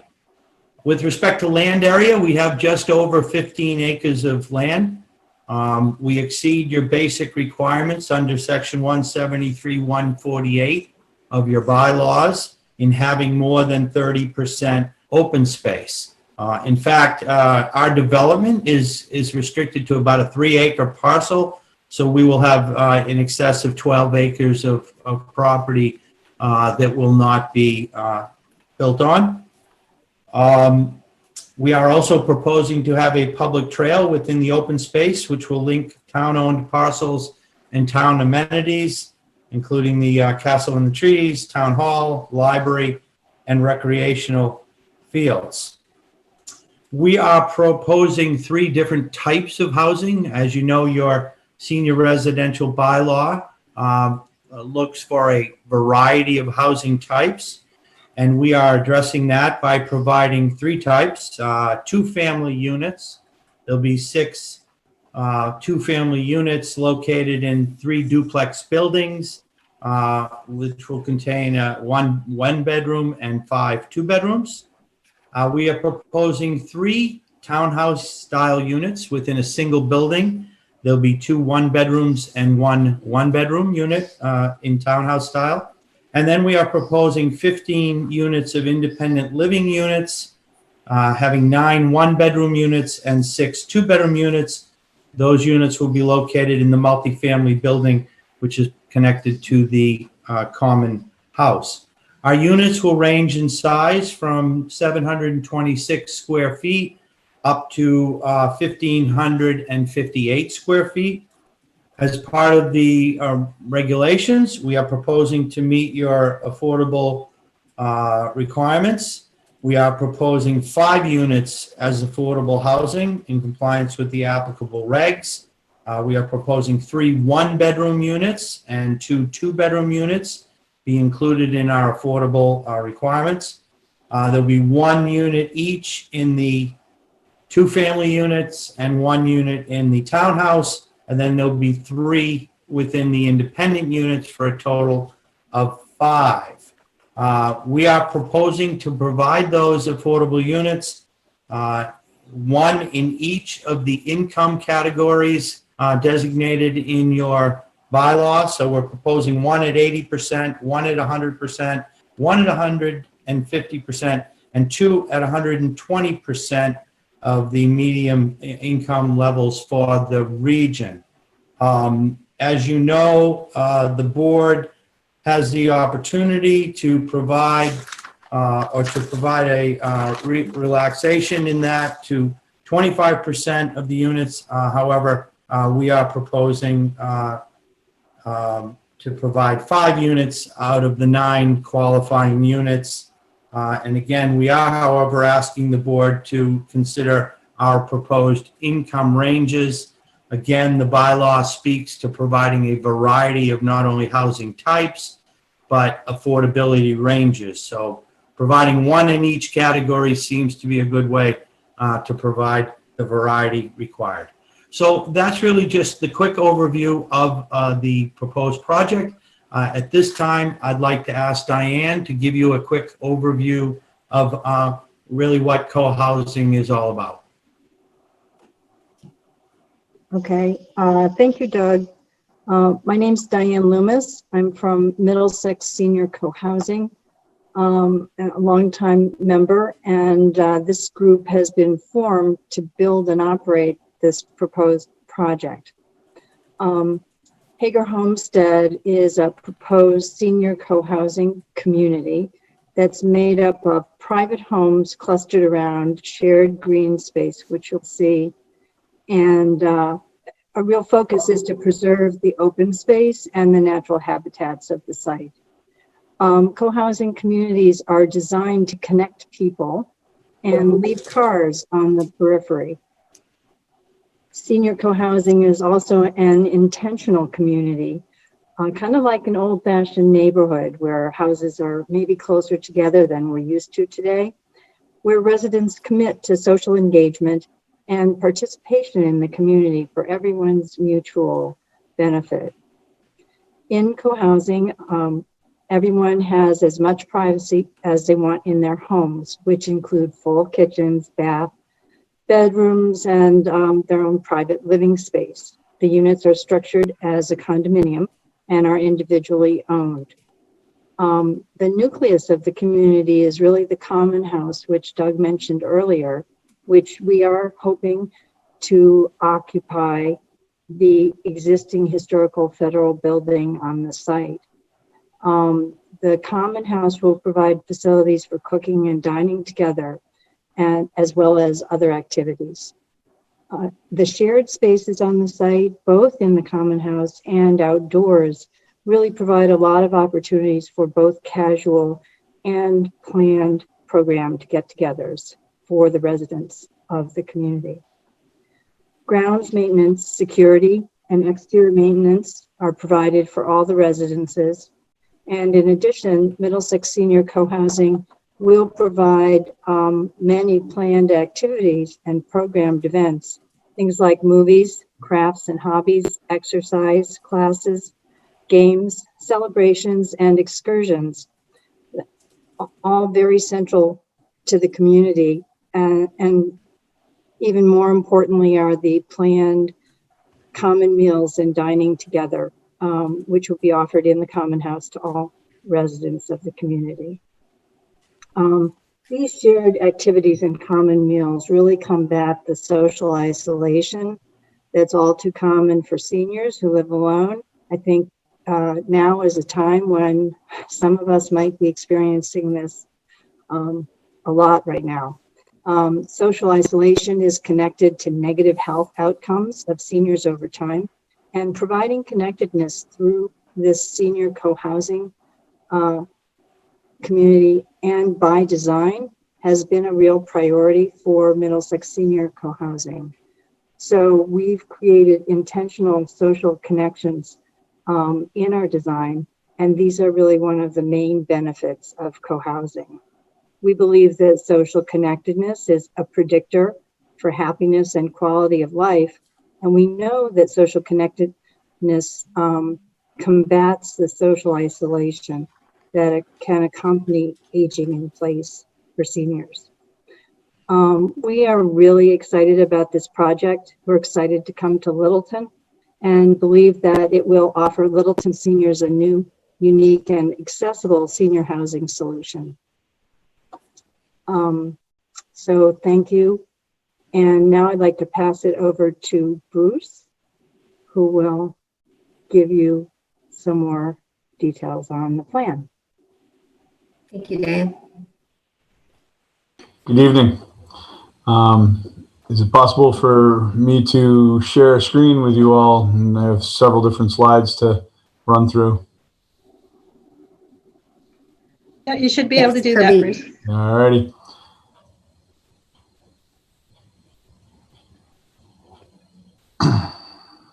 Is that up for you? Yep. Not yet. There it goes. Okay. This is an aerial locus of the 15.17 acre site that was mentioned earlier, where this is your town hall. Just off the screen is the future site of your library, one of the ball fields.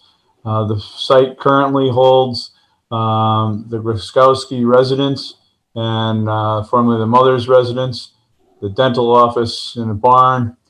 Adjacent is the Congregational Church and some courts, the town courts, and Castle in the Trees. This is a trail area that circumnavigates this open space to a pond in the back. And this trail in between here is the connector that Doug was speaking about earlier that would connect through between the high school, between the library, town hall, ball field, and Castle in the Woods and the property on the adjacent area.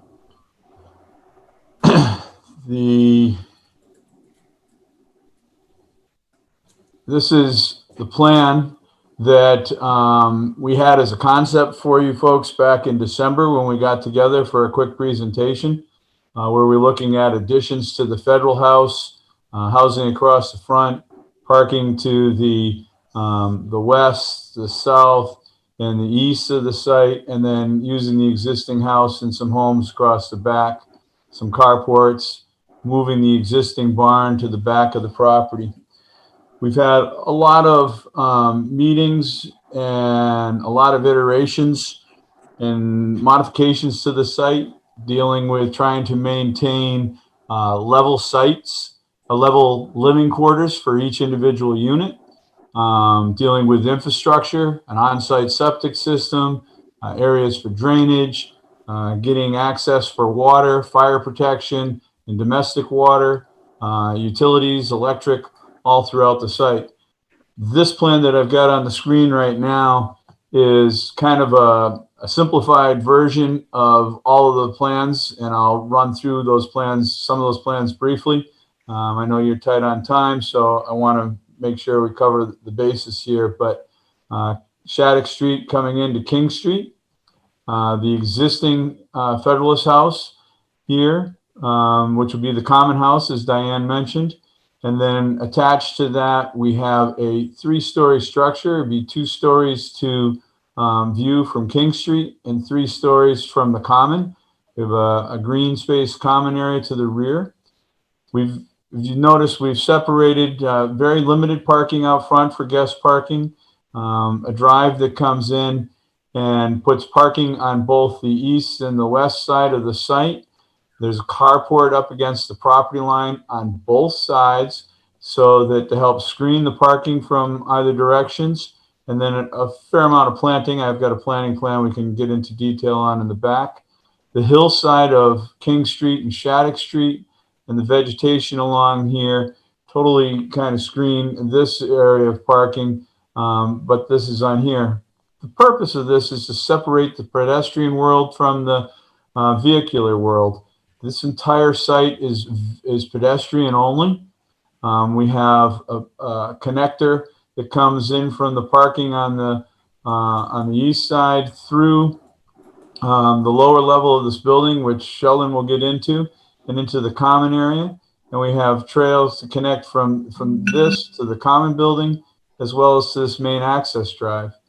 You'll notice a faint line just above and below this main access walk, and this main access walk is wider than all the rest. This is a 10-foot wide walkway. It's been discussed with the fire department, and it has 5 feet of grass pavers on either side. So they have a 20-foot wide emergency access path to get in through to the site to gain access here. So the only time we'll have vehicles in here is when we have to have emergency response, snow plowing of that or snow blowing of that. And then if someone's moving in or moving out, they can make access via this as well. But this is a pedestrian walkway and a common open space that in the landscaping plan gets into a lot more detail. Each unit has a private garden, has a private entry, a private garden and patio, front and rear of them, and walkways. So as you come out, you can greet others and meet on the site, and then have walkways to get down to walk around the trails and the rest of the property. The existing residential building in the back would be broken into 2 units. This would be a duplex, 3 units, and then 15 units in the independent living building, 5 per floor at 3 floors. To the site and it's proper. Not as pretty as the rendered plan, but we're going to be collecting roof drainage. Let's see here. Sorry, getting ahead of myself. We are collecting the septic from each of these buildings to a main trunk line that comes through the site to a series of septic tanks and treatment.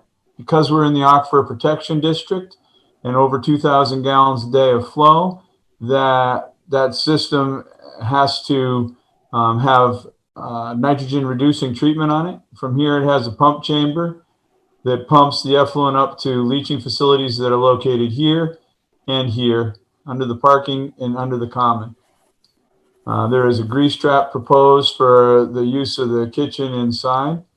We've got water lines that come in through here. There's an existing hydrant in front of the property at this location. And then this will provide water service in with fire protection for this building and domestic service to the duplex. The 3 duplexes will not be hooked up with sprinkler systems. Only the independent living building will have a full sprinkler system.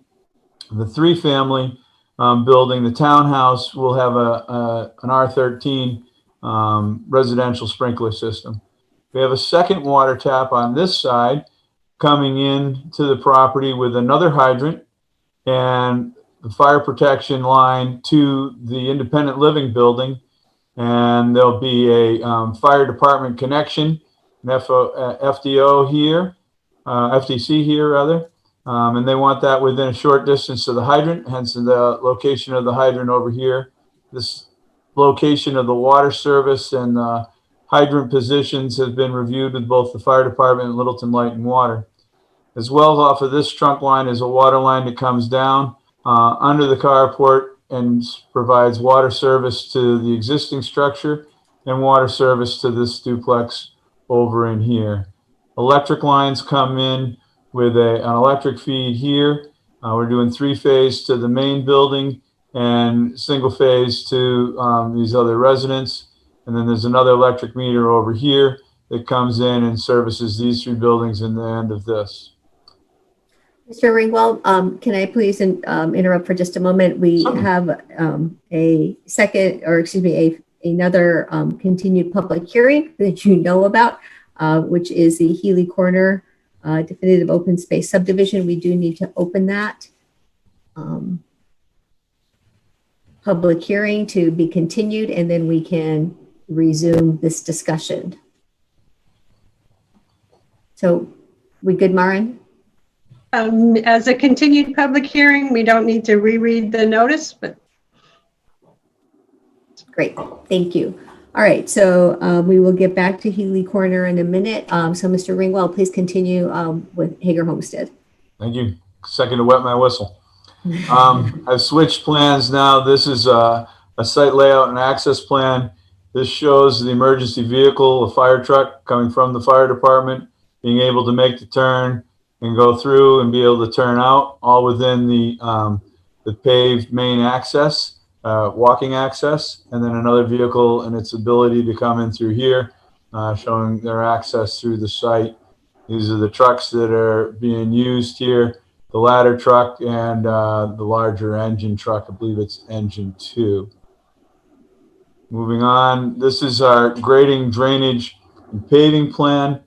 All of the drainage from this site is being addressed, meeting both the Littleton light and water stormwater standards as well as the Mass stormwater standards. All of the roof drainage from the independent living and the common house is collected and brought into a series of leaching galleys that are under the parking lot here, as well as the roof drainage from C1 and C2. That comes in, and there's an area drain here with a catch basin. This catch basin is treated with a silt sack to catch any sediment. There'd be no sediment really from this area, but if one were to get in there, that's there for that. This leaching area underneath the parking lot as a sizable area, and if there were to have any overflow, that overflow ties into this drain line, as you can see, to this drain manhole. The drainage from the front parking and the drainage from this parking lot are picked up in this catch basin, and both of these are again fitted with silt prisms, and they drain into a wet basin, a wet swale. It's called a wet swale because it doesn't meet the 2-foot separation that an infiltration chamber requires. It has just it has less than 2-foot separation, so there will be infiltration into the ground. And then it has an overflow and an overflow pipe that run out of here in size for the storm. On the northern side of the site, northeastern side of the site, the other parking area comes down and collects into a catch basin in the center here. This all drains back, and this drains to the forward to a low spot, again with a silt prism, and this comes down and discharges into a small forebay area. There's roof drainage from C3 and RU that tie into this same system, and then this is an infiltration basin, so it does meet the offset to groundwater to take in for infiltration considerations, as well as a low-level overflow and an emergency overflow.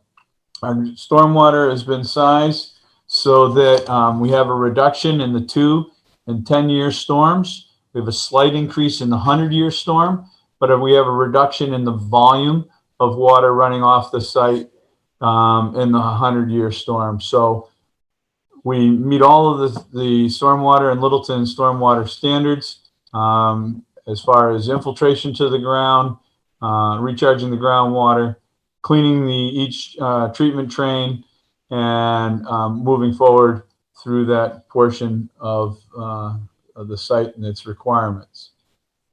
We spoke briefly about the open space requirements. Under the bylaw, the open space requirements call for 30% of the site to be as open space. So a 15-acre site, 30% of that parcel is 4.55 acres. Of that, no more than 20% of the required wetland is to be open space, and that would be 0.91 acres. And then 80% needs to be contiguous upland. And as you see here in the green, that is contiguous upland. This area and here, this big area here, and these fingers are other packets of upland, but they're not contiguous. This is the contiguous upland on the site, and we needed to have 3.6. We have 3.87 acres. We needed to have 4.5 acres of open space, and we're at 9.1 acres of open space on the property throughout the site. And that right now is the end of my technical end of things. And I'd like to turn it over to Sheldon Penor, who will, I'm going to unshare and let him share his screen.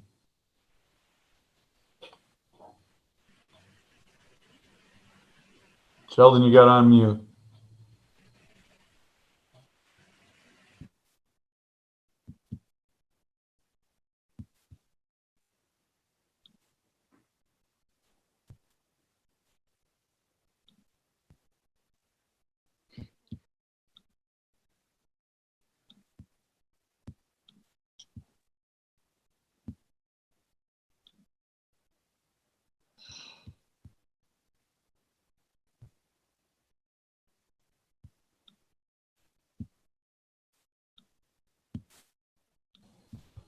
Sheldon, are you there? Yes, I am. I'm trying to get to the unmute. All right, you're unmuted. I can hear you. I understand that. I'm trying to unmute. I'm just.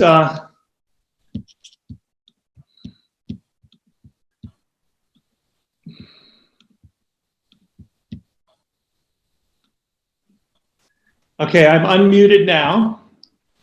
You can all hear me, correct? We can. And I'm going to now share. It wouldn't let me unmute while I was trying to share. So here we go. I apologize for the delay. I would like to run through with you the design of both the site in terms of the concept, and I'm going to reel back a little bit, and then I'm going to go into the architecture. One of the things that wasn't mentioned is that the site development was designed essentially as a charrette with the community members. And it involved 2 full weekends of gathering together to look at both site and building designs. And as Diane had mentioned, the site is very much designed in a way to encourage and reinforce community by leaving the cars to the outside, which you can see and Bruce had explained, and to really look at a internal path system and common green that bring people together. And it's hard to say bring people together in today's, in what we're dealing with, but we will get past this. And the idea of a reinforced community is really important, particularly for aging in place. As Bruce had pointed out, there's a multi-story building that allows for independent living, the common house, and then the 4 buildings that provide cottage living style. The way in which we organize the buildings is this central path that I'm pointing to here. Provides the entry to both C1 and C2 so that entryways juxtapose each other and offer opportunities for front yard, what I would call social accidents, or a way for people to communicate from their front porches. But it also offers an opportunity to have private backyard spaces. And what this drawing is trying to indicate is that what we're trying to do is set up a site plan that offers opportunities for gardening, whether it's front yard or backyard private spaces, and then gardening as a community that's shown back off to the side of the property. What I would like to do then is go to the architecture. So in designing the buildings, what we did is we really wanted to look at the federal building being the existing house that sits here on the property. And we wanted it to remain as a major element on the site. In other words, its expression to remain. And that's why we put the common house there, because it didn't require much change to the internal or external part of the building, particularly from the street level. Excuse me, Sheldon. Yes. Has anybody else seen his plan? I'm not seeing his plan. Are you all seeing it? Yes, we can see it. Oh, well, okay. I'm glad you can. I can't. Okay. So as you can see, what we did is set the multi-story building, or the independent living, as a very neutral element on the site, not using gable ends, but really using hipped roofs, which allowed us to keep the peak of the roof lower than the existing federal building.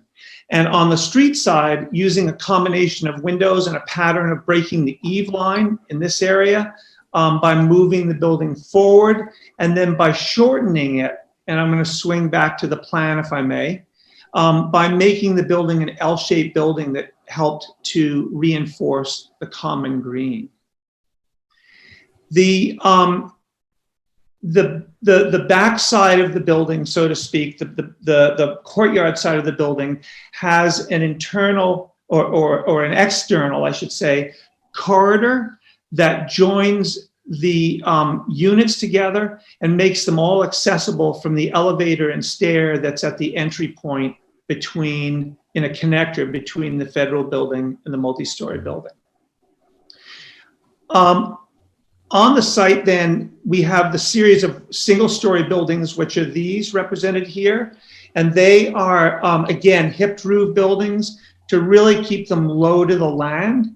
And they are served by the accessible pathways that run between the buildings.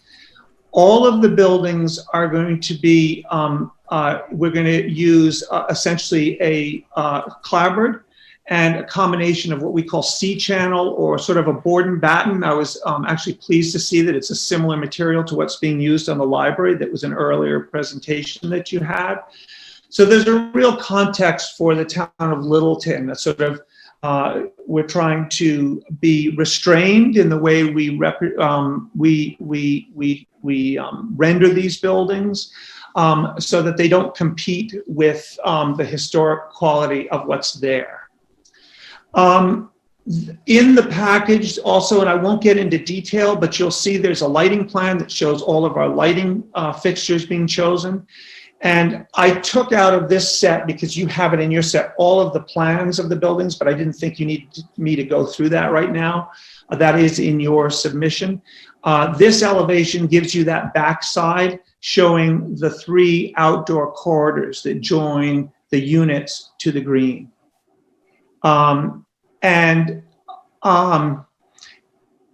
With that, I think, and then I wanted to just show quickly this set of elevations. These are this is the building with the 3 units in it. We held a common eave point across the building here. So it's one roof line that then has a series of roofs that break the eave point for the entryways.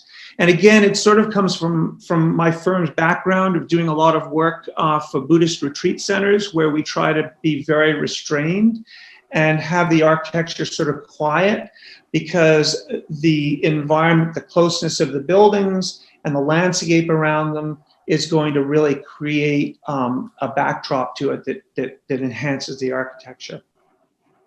With that, I might open it up to any questions about the architecture if I could, because I know that we're short on time and I want to be able to respect that.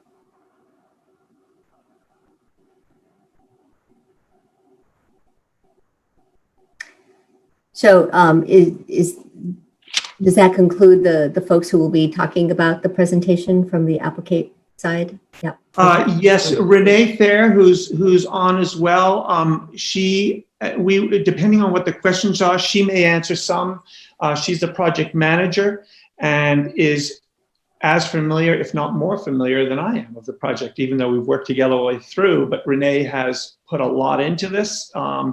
And both of us have attended those workshops that I mentioned with all the community members. Actually, what's sort of interesting, if you can see my screen and if I'm talking, it's probably making me a larger image. But behind me is actually a board that you can see that was part of our workshop, where people were beginning to really show where they wanted to live on the site. So it was a very intense workshop, and it's a very intentional design that we're presenting to you tonight.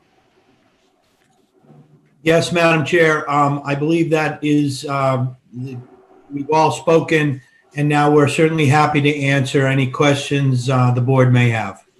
Thank you. Thank you very much for the comprehensive view. Members who would like to start with any questions? Yeah, I have a question. Can you review again who the community members are that you had these charrettes with? Are they people within Littleton, or are they people who have already expressed an interest? Are they people who already have purchase contracts? So the people that were involved in the design charrette that Sheldon spoke about were members of Middlesex Senior Co-housing. Okay. And some of them actually are not even in our community anymore. They've left, so it's relatively fluid, but that's who they were. So they're from places within Middlesex County. Were any of them from Littleton per se? We trying to remember. We do not currently have any members from Littleton, although we have done a lot of marketing. We've done multiple marketing outreaches in the town. We had one member who may have been at some of the meetings, but she dropped out. So no, we don't have any current members from Littleton. We do have many members with ties to Littleton. And all of them are 55 plus? They are, or they will be when it's built. Okay. Yeah. Thank you. Will we see, am I muted or unmuted? We hear you. We can hear you. Okay, sorry. Will we see any pro forma or understanding of what the actual price of these units will be? Because this plays into, the overall marketability. That's one question. The second question is, I think all of us would be most concerned with the front of the building along King Street. And I, at this point, am a little skeptical about its massing. I know we've been through a zoning, broad-based community planning and, relating to zoning, and we're hoping to adopt something called a form-based code where there was a really strong community preference for 2.5-story buildings, whereas I know you call it a 2-story building, but for all intents and purposes, it's a 3-story building. And I'd just like you to consider that. And finally, I have to disclose that I designed that little house, the mother-in-law house, like 30 years ago for the Griskowskis. And that's neither here nor there, but I do want to put that on the table.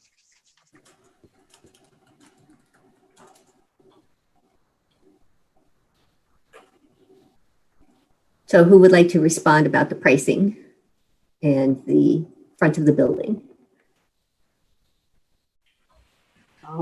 Well, this is Attorney DeShane. I do not have the pricing details in front of me. What I would ask the board is to allow us an opportunity to put a document together to give you an understanding of what our estimated pricing is. We can also include in that the estimated pricing of the affordable units as well, but I don't know if anyone has that information readily available. We're in the process actually of sending it out and getting a current estimate based on current prices. So we only finalized the design right when we submitted to you, so we weren't able to get price estimates. We are certainly hoping that they'll be reasonable and competitive with market rate units of similar size in Littleton. And I guess I would maybe ask Sheldon to address, I can't address the architectural question. Sheldon? Okay, yes, I can address that. Jeff, yeah, we did, it is a 2.5-story from the street and obviously a 3-story in order to allow us to get the number of units, which is total of 24, 15 in the multi-story building. So it is a 3-story from the back side and 2.5 from the front, as you can see from the elevation. If I share it again, I will do that.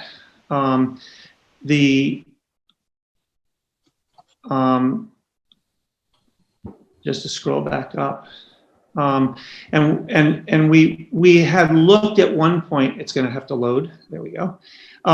We had looked at one point of whether that corridor didn't live on the street side, but we felt that was sort of represented too much of a motel style sort of building on the street, and felt that the outdoor corridor that's on the backside would be that sort of connection to the green and the connection to each person's unit. But you can see that basically we do have the grade up here and it sort of falls away, and you're correct, it becomes a 3-story at the far end. And as you know, the grade is up quite high on the site up here as it hits Shattuck Street. And we also worked to, because it's tight in terms of setback to street and all of the issues around septic on site, we worked to break that eve point right here, and it works in the plan quite well between the units. Okay. I'm still uncomfortable with the mass of the building relative to the federal style house. I think it's wonderful that you're keeping the house, and I'm just putting these comments out there. Obviously, we can't design in a committee, but my comment would be that I'm uncomfortable with the way the building along. I have no problem with the back. I have no problem with your concept. But the elevation along King Street is, it's a little, in my view, I don't know. I don't know how I would. It looks like a motel.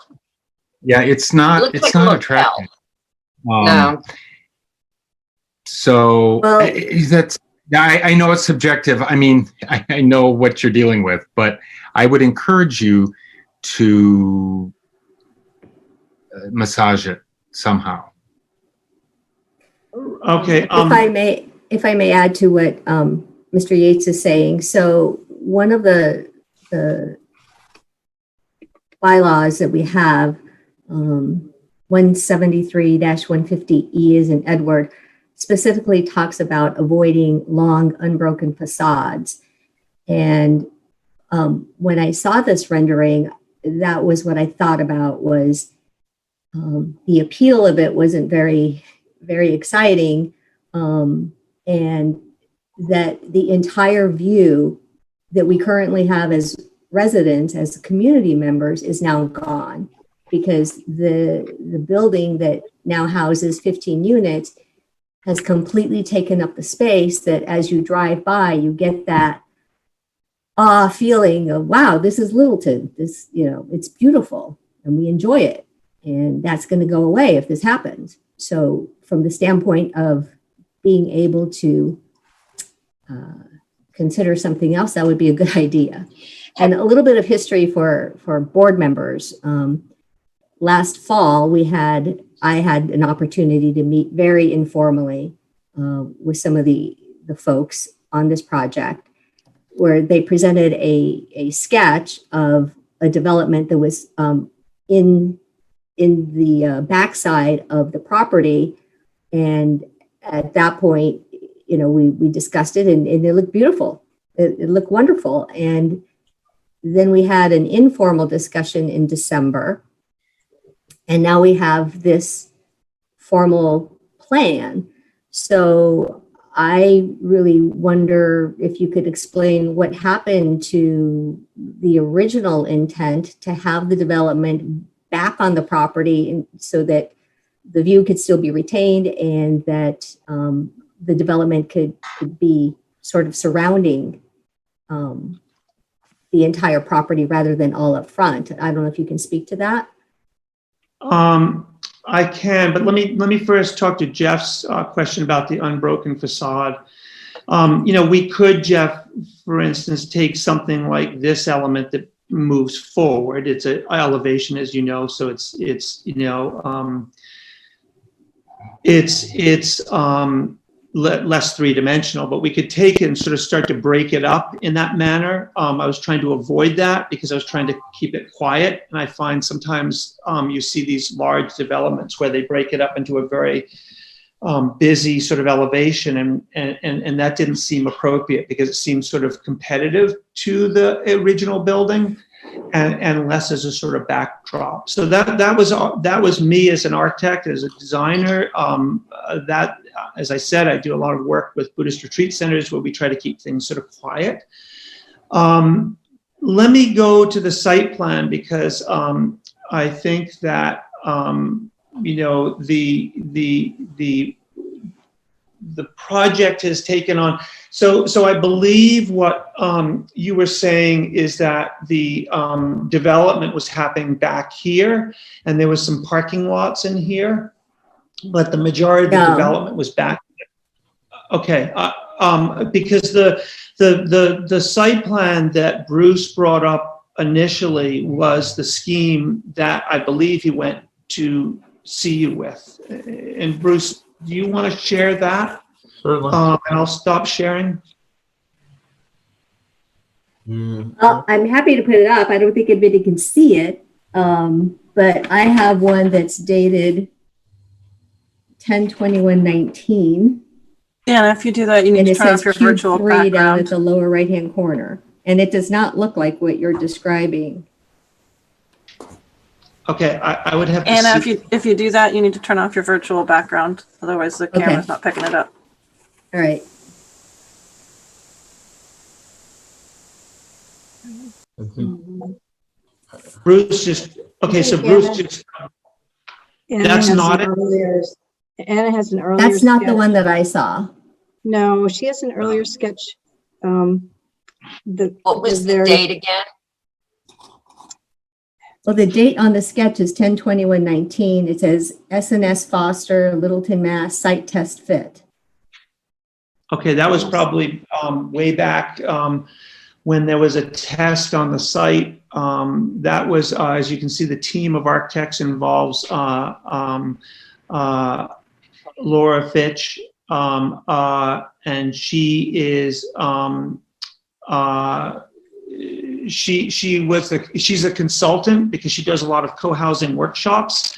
And I think, as I recall, you know, having seen that, essentially what it did is, Bruce, do you want to unshare? Yep. And then I'll go back to share. Well, and I think what matters here is the fact that we went away from a concept that I thought would have been workable to this, which, you know, where you're hearing from two planning board members that having that facade stretch across the entirety of that development, that the front of what we've all enjoyed for years, you know, is our concern. And that wasn't what you originally came in with. So Can I make a suggestion or maybe ask a question? Could we share the form-based code draft with them to give them a better sense of what we're looking for in town? I realize that this particular section does not fall or will not fall within the form-based code district, but that might be helpful to them to better understand what the community is looking for, what we as a community are looking for. sure. Yeah, I think that's a good idea. Thanks, Lisa. Mm-hmm.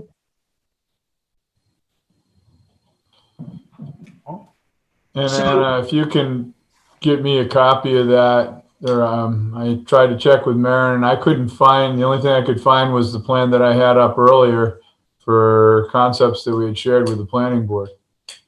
I know that we've had a lot of issues relative to fitting infrastructure, staying back from the 50-foot no disturb zone of the Conservation Commission, which we're right up against, and working through the site. So okay. Well, I know that the applicant is here to sort of hear our opinions, our thoughts. So I think you've gotten a sense of what we think about that.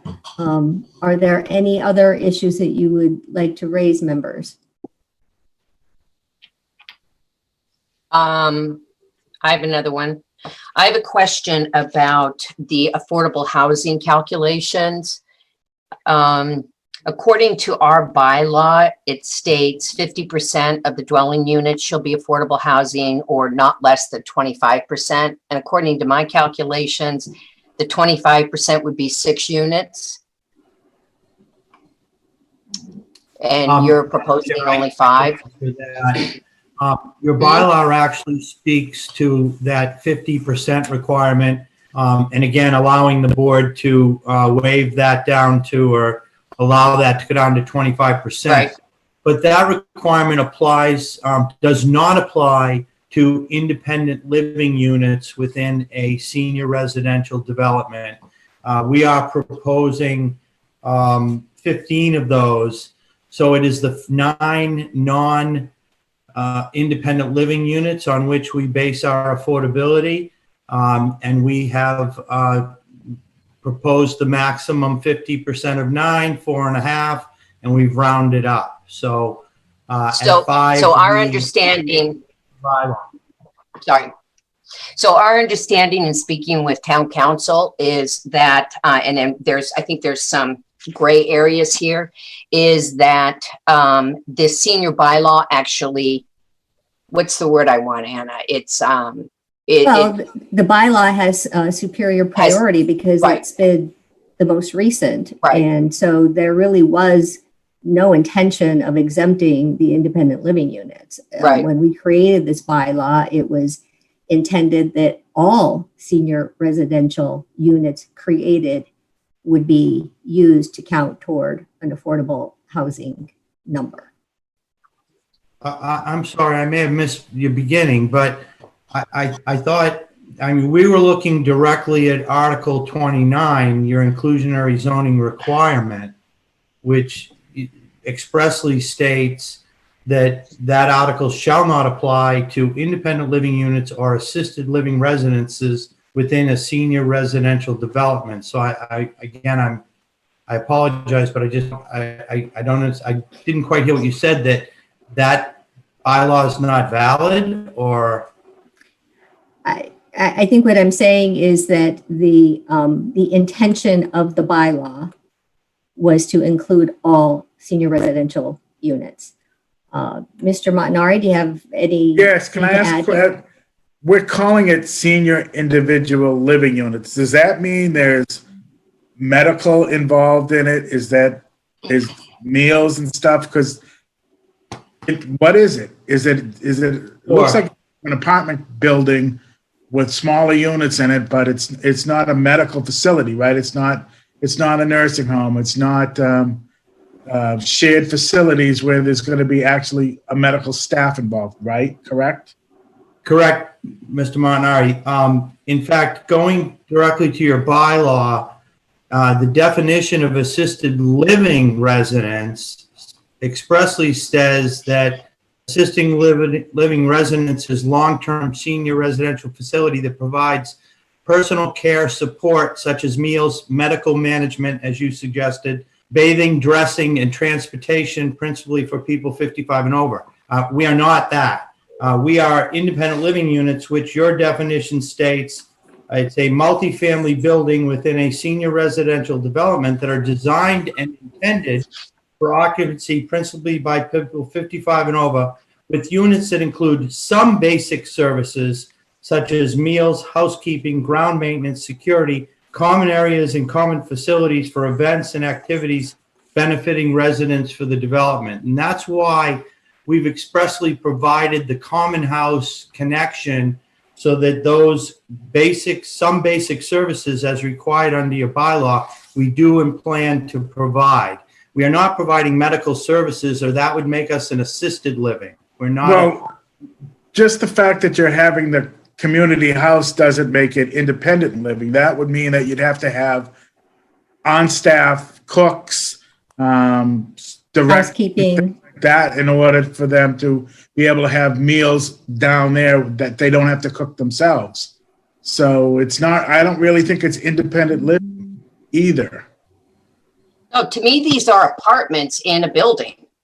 Right, that's all they are. They're apartments in a building. Yeah. And again, as Anna stated, our senior residential development bylaw is more recent than this other bylaw. So. I mean, and my we can- feeling is, you and know, we can we certainly need clarify at that. least We can, six. yeah, we can certainly clarify that with town council. Yep. So I think that that is probably another item to take into consideration, is that while you might be calling them independent living units, they don't meet the standard of what an independent living unit means.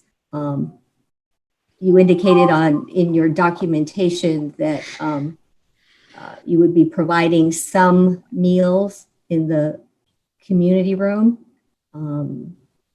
Again, that's not really the notion of what most independent living units are, and not even by our own bylaw. So that's part of what we wanted to raise as a concern. And one last thing to get back to the 15-unit building.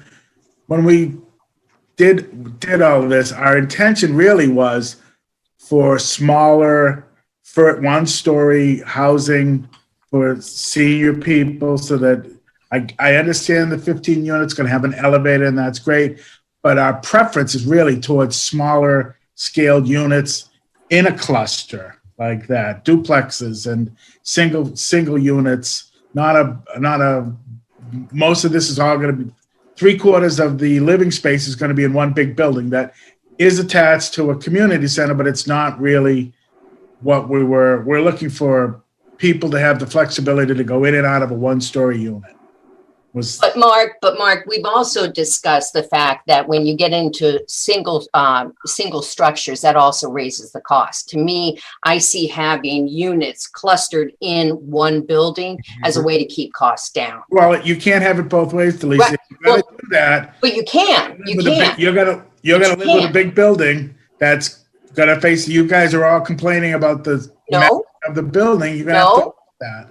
No, what I suggested is that we share some of our form-based code design elements with them, which will break up the facade. Okay, well, it's still going to be a big, massive building. No matter how you break it up, it's still going to be. Yeah, I agree with Mark on that. Form-based code notwithstanding, I don't think that's going to help you out. If they're trying to put that kind of density on that site and that space, you're talking about garden style. Whether you gable it or bump it out or whatever, that's not going to change that. Exactly. It's still a garden style building. So we either recommend they go back to cottage style attached or not attached, and we stick with garden. I mean, I think we just have to decide which way we want to go. If I could just point out one issue, and that is that within your definitions of independent living units, they're required to be located in a multifamily building within a senior residential development. So, you don't have to define a design. While I certainly agree we need to address massing and scaling issues, I do want to provide additional information to the board and to town council with respect to our analysis of these bylaws and the fact that we were required to put the independent living units as we felt they met the requirements in a multifamily building. And if you look at most assisted living facilities, and I know that's not what we're suggesting, but most assisted living facilities are in fact garden style units within a multifamily building. That would be fine if that's what it was, an assisted living, but it's not. You call it independent living, and that's not really it. What we really envisioned was both of them together. Assisted living and independent side by side in a multifamily building so that you could age in place and go from one to the other. Then you'd be okay. But when you only have one, when you only have independent living, it's not really independent living. It's an apartment, a small apartment building. I guess that's how I'm looking at it. And I would suggest, in the interest of time, we don't go back and forth on this. Yeah. Let's make a recommendation in writing back to this applicant and then have them address it accordingly. That's fine. Because it's 9 o'clock and we have another hearing. Yeah. I understand. There's one more that I wanted to raise though with the entire board. And that is that if you all could put up the map of the open space, it has the green around it, that would be really helpful. Bruce, that'd be you. And then we can move on, Jerry. I got it. Thank you. It's coming up. Anna, Do you we have do it have now? public comment as well. Thank you. So when I look at something like this, and based off of previous conversations about open space in senior residential developments, I look at this and say, okay, everything that has the buildings clustered up front, that is not considered open space, the green that we see around there, that the open space is everything beyond those buildings. And that then we calculate it and it should be the, what is it, the 35%. And then of that open space, what percent is wetlands? And so that's how we have done that calculation, and that's what the intention is. If I may, based on what the bylaw says, it talks about the open space. We've provided a common, which is clearly open space in through here. We have all this area around this is clearly open space. I don't know, you know, it's not like it's a lot, like in one of the previous senior housing projects you did where there were specific lot areas. We don't have that. So we have common open space that is used by the residents, which is what your bylaw speaks to, is common open space for the use for passive and active recreation. And that's what we went with following the guidelines. We also had talked with the board earlier on of, you know, a much smaller lot area here and having excessive land on another parcel. I could divide this lot down and have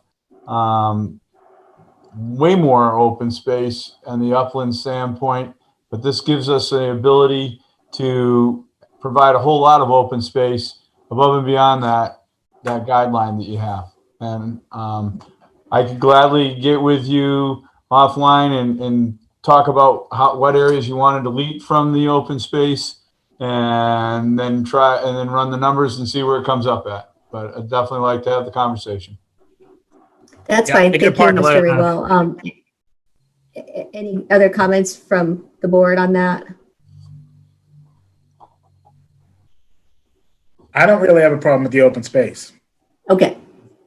I think All right. they're fine from that standpoint. Okay. Well, so folks more, from, folks, I'm sorry, Mr. Yates. Yeah, I just want to make one more comment about the affordable count. I think if there's 24 units, I think it's hard to maneuver not having at least 6 affordable units instead of the proposed 5. And I know there's a rationale, but I think we're all having a hard time accepting that. So that's just something to think about. Thank you. I understand that we have some public comment. And I will just say that if you can keep your comments short, please, no more than a minute.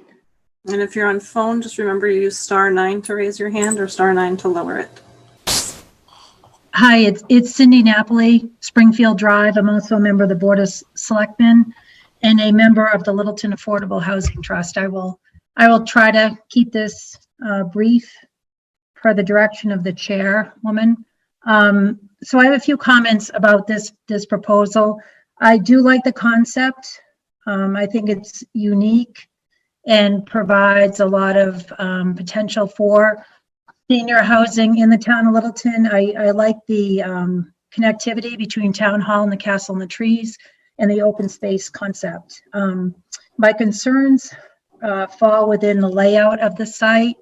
It appears not to be conducive to senior living, specifically with the carports and their proximity to the residential units. I'm concerned about the distance and how seniors will be able to navigate between the carports and their homes, especially seniors with mobility issues.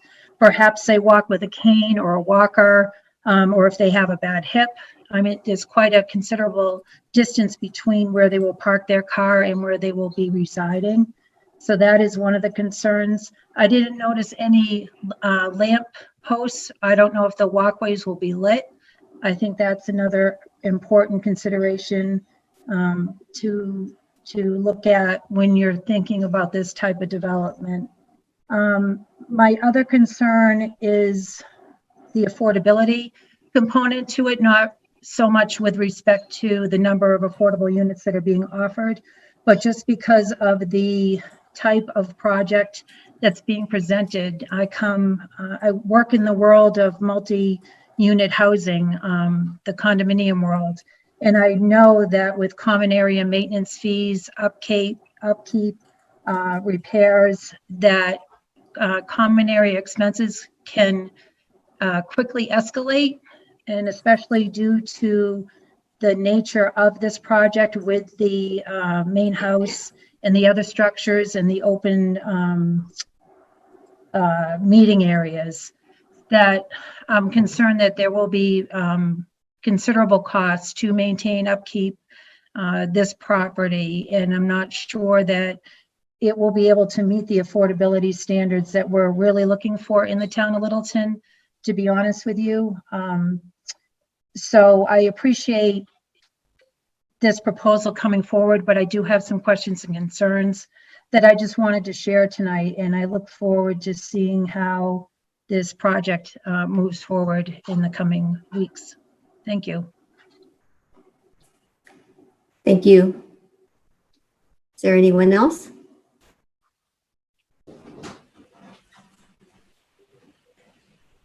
Okay. Yes, Mr. Pete? Yes, thank you. Just one quick addition to the previous comment. My concern was with the elderly bringing the groceries home like once a week, trying to navigate that long distance in the winter. Thank you. Mr. Peak?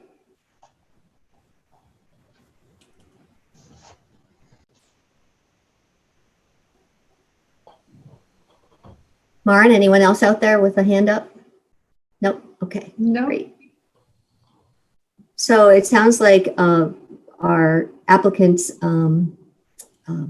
have presented their information to us, and we will collectively consider everything that we've heard tonight, and perhaps have some other additional conversations offline that can continue to get more work done on this project.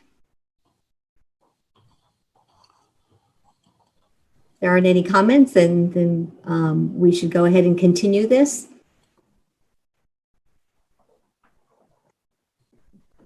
Madam Chair, we have no further comments other than to remind the board that peer review on this project is just starting. And we don't expect to see peer review results for a couple of weeks. But that will be ongoing as well as we move forward.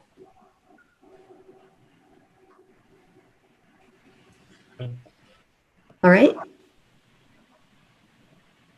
So that we don't get ahead of ourselves and wind up at another meeting without a peer review or anything like that, because we're still going to be having those informal discussions, does it make sense for us to meet to see that peer review until we've had those kind of discussions? I think it would make sense to schedule for the your June meeting. Since you're meeting once a month, we could get our peer review comments. We'll be able to respond and hopefully get something back from them, unless other of my team members think that we should put off for longer. But I think the June 4th should be good for our next meeting. Okay. Maren, do you know how much space we have for that June meeting? I anticipated that this would be continued till the June meeting, so. Okay, timing. And do we have a time?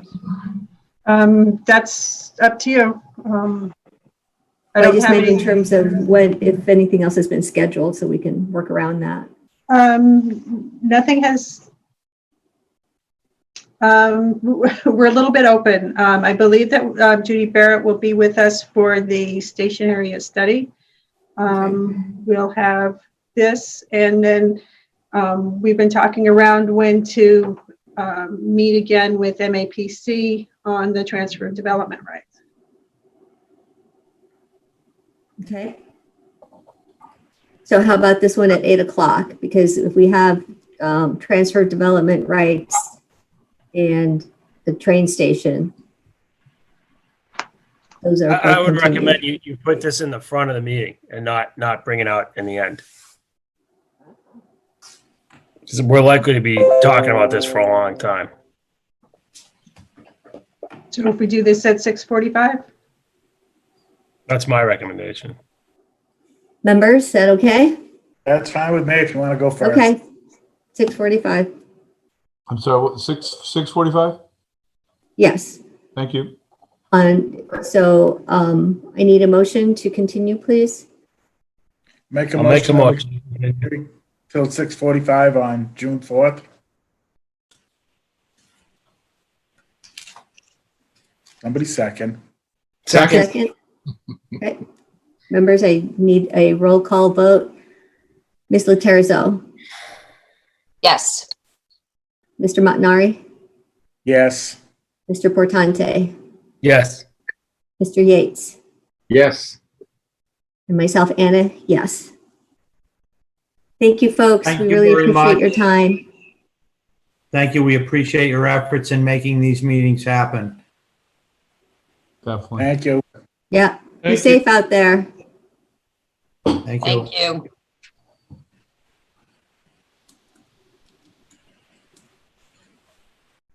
So real quick, members, does anybody else want to take a quick little 3-minute break, or are you good? Yes. Yes. All right. Well, I hear yes, especially from our applicant who's coming up. So a quick 3-minute break. Be real quick. Quick. Real quick.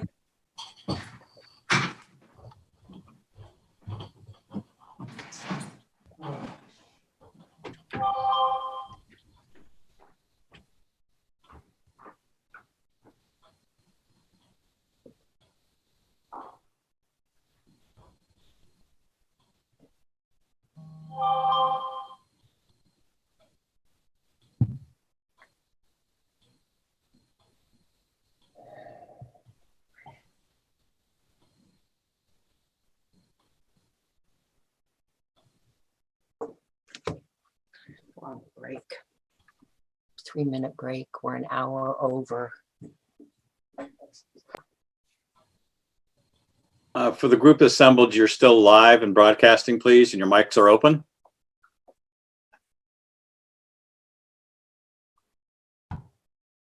I'm aware.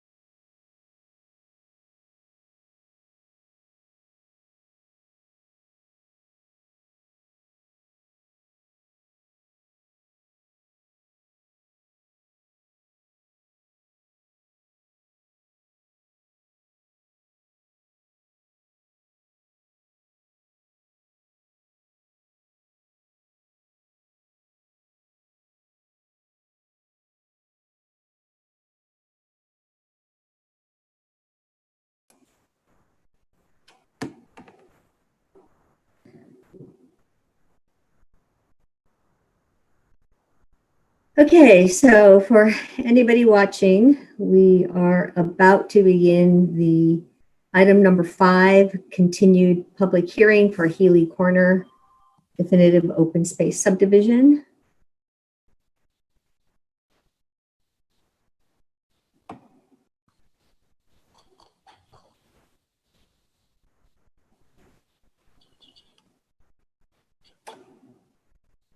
Mr. Ringwald, I know that you were transitioning between projects. Let me know when you're ready to go. Okey doke.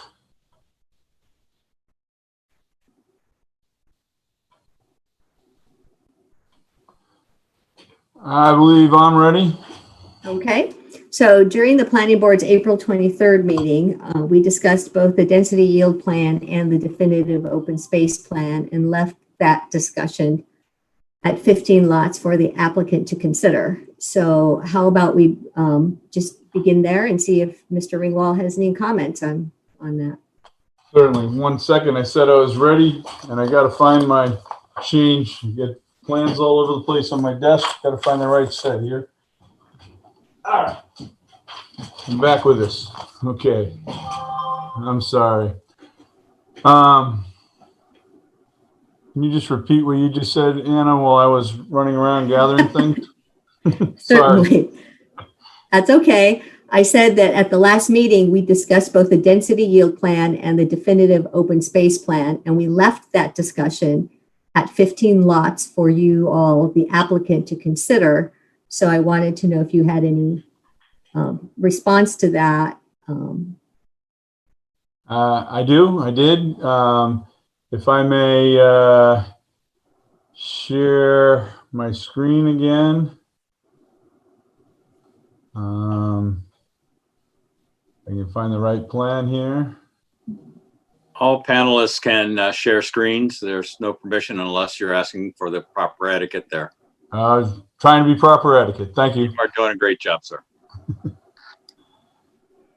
Okay. Yes, at our last meeting, we were talking about the numbers of lots, and we were also talking about the benefits of the open space versus the conventional. Right. So I was just curious about whether your client had any response on the number that we discussed. Definitely did. We were at a situation where, pardon me, I'm still getting back with all my sheets here, where the number of lots and the open space process that makes something viable, 15 lots does not work for them to make it viable. On the screen that I have shared right now was a 17 lot plan that we had up at the last meeting. And I'd like to bring up, not that plan, pardon me. Got to grab trying to get the right plans all up here in between the two time frames. Got to open one more plan, pardon me.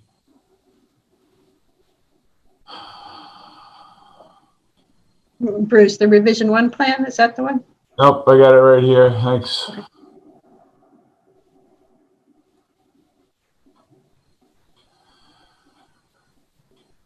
Okay. The open space piece around the outside of the proposed open space, known as Parcel A, Conservation Restriction C, is a 12-acre necklace that connects with existing trails from Harwood Ave to the back of the property and to adjoining properties, and from Tehadawon Trail to the adjoining conservation properties into the back of the property, where there's a substantial upland piece that connects. Bruce, are you trying to show something from the backside of the property? Because we still see trying to show that in the open space development, the Parcel A open space, the 12 acres that exist here, is a piece that is a very necessary link in the open space. In the Sudbury Valley's trustees letter, they were very interested in the connection between the parcels to the south and the parcels to the north of the property. There's an existing trail known as Nellie's Path that comes along the northwestern side and connects to the town-owned properties. And John's Way, which is along the southeast side, that connects to the abutting properties. And then the piece across the back allows the connection from the town of Littleton land to the southeast to that of the northwest of this. And that combined a good 9+ parcels of open space land. The property as a total is 44 acres. And with the conservation restriction on lot 15 here and here, and the conservation restriction on the parcel A, there's 28.5 acres of open space, plus parcel B, which is left as open space with a drainage basin on it and a common septic system, but a lot of woods and a lot of wetlands as well, brings us to 32.2 acres of the 44 acres that would be left as open space. And that in discussion with the clients, 16 lots makes this a viable project, whereby we can continue to have this connection and all of this open space as both an ecological boost, trail connectors, wildlife connector, and it's in line and in keeping with the plans that we reviewed back over a year ago with the preliminary plans, whereby we took the steps that we were asked to do by the planning board and modified the plan, and the planning board directed us towards an open space plan, and it was of 17 lots. We had modified our yield plan when it became an issue that the assessor's maps had a different layout than when we finally got survey and wetland done. And our yield plan yields 14 acres. One of those lots was in question relative to the crossing of to get to lot 6, which was in this general area. That crossing is very similar to one that we've had before the Conservation Commission for a number of meetings, that we've worked out wetland replication, and we've worked out the limited disturbance for that crossing. And that was to come up into this area as is shown here, versus crossing and going across a wetland crossing here of similar size. So I guess I'm just trying to say that it's a viable connection to make lot 6 a viable lot, in the same manner as it's a viable connection that we've been working with the commission towards access to this portion of the site as well.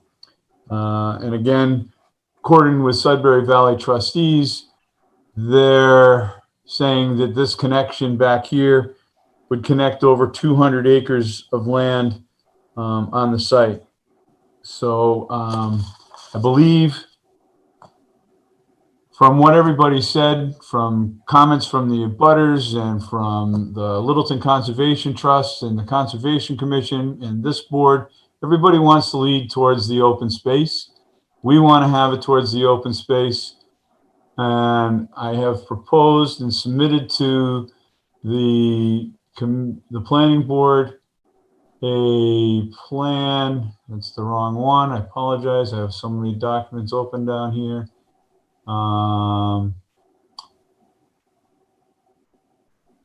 There you go. There's the right one. A plan that's 16 lots.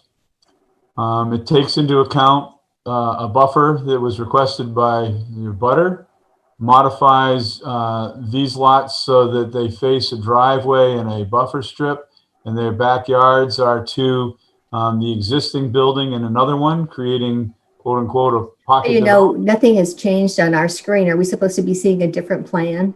You should be, yes. Yeah, because no, ever since you started talking, we've seen this same plan, which is the first one, the definitive open space from last time. So that's why I asked if you were trying to show us something else.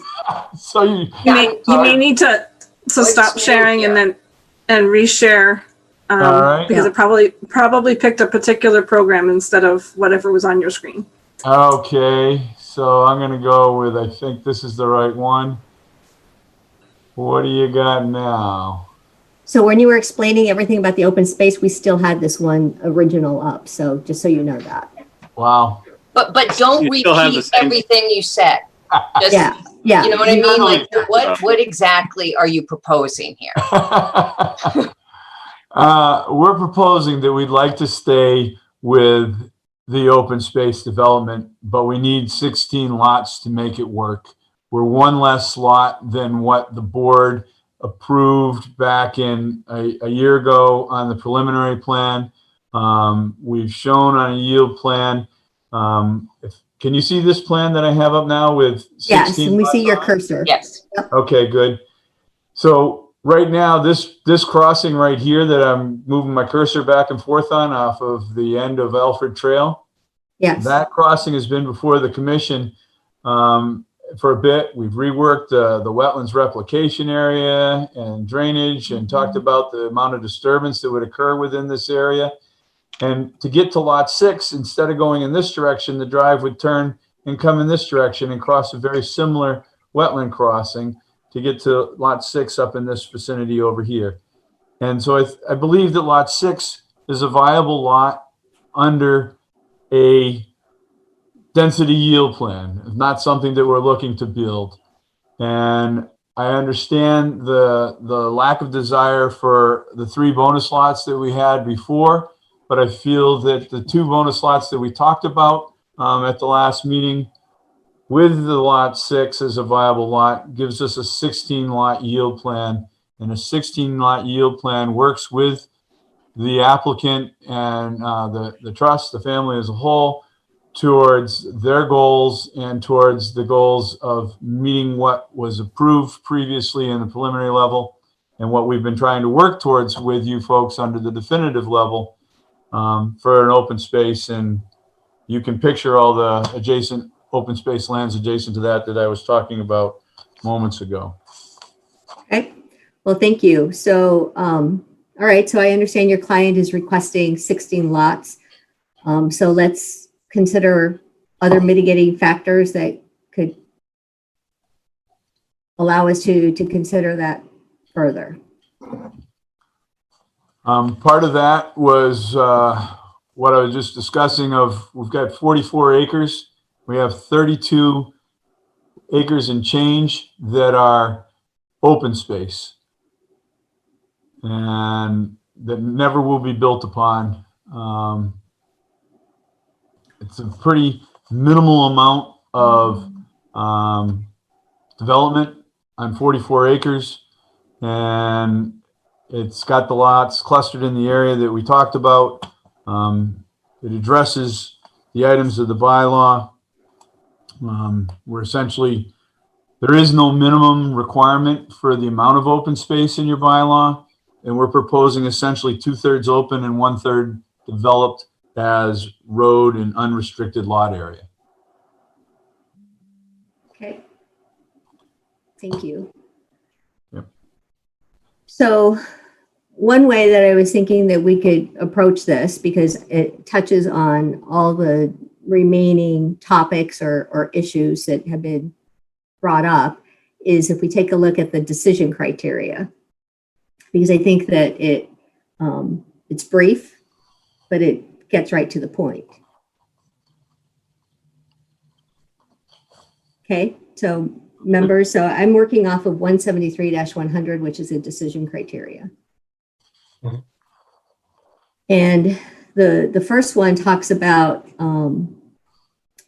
in an open space development, dwellings and accessory buildings should be arranged in groups that do not detract from the ecological and visual qualities of the environment and are harmonious with the neighborhood. The review shall consider whether the size of the planned open space is such that preservation of desirable open space of the vicinity is maximized. So what are your thoughts on that? Did my plan change? Do you see this other plan now? We can't see anything. You're not sharing your screen. Yeah. You took it off. And Mark, you're muted, so we can't hear you.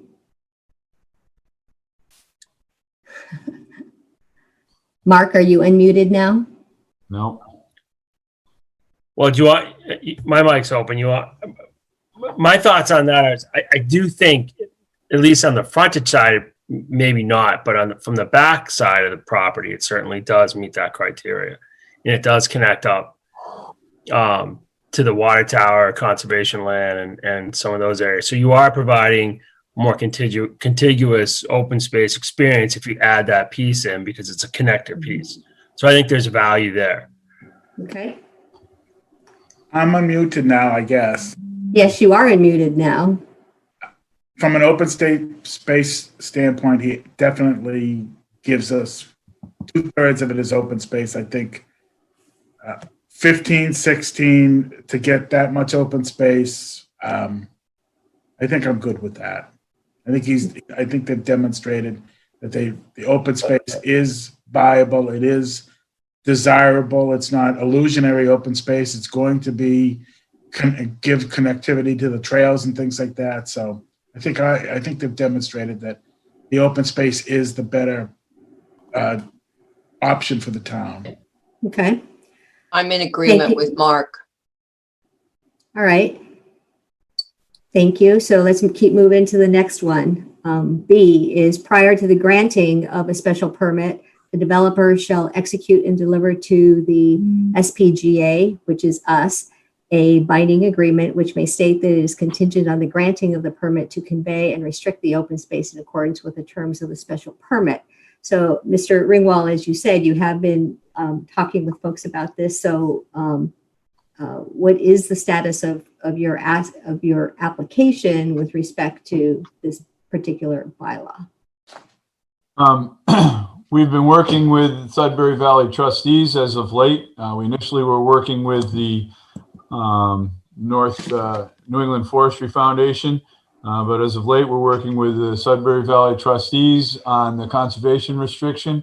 And I believe in the initial application, we made statement that we were creating this open space and the restrictions on both lot 15 and on parcel A for open space in the neighborhood of 28 3/4 acres.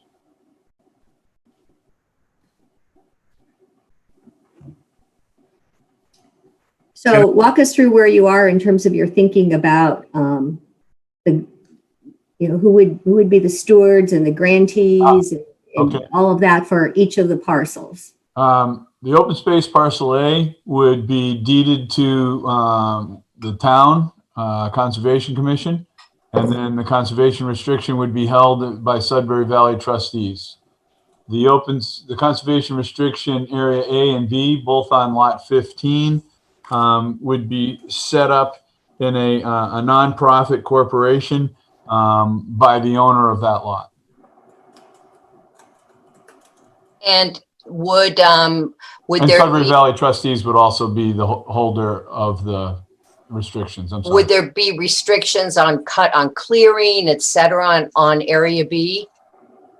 There would be restrictions relative to within the wetland areas. When I met with the Conservation Commission, they felt that there should be the ability for forestering if that was the way that the property wanted to go. I don't know if there's a call for forestering on it. I know it has been under forest management in the past, and it's been logged numerous times over the years, according to the Glavy family.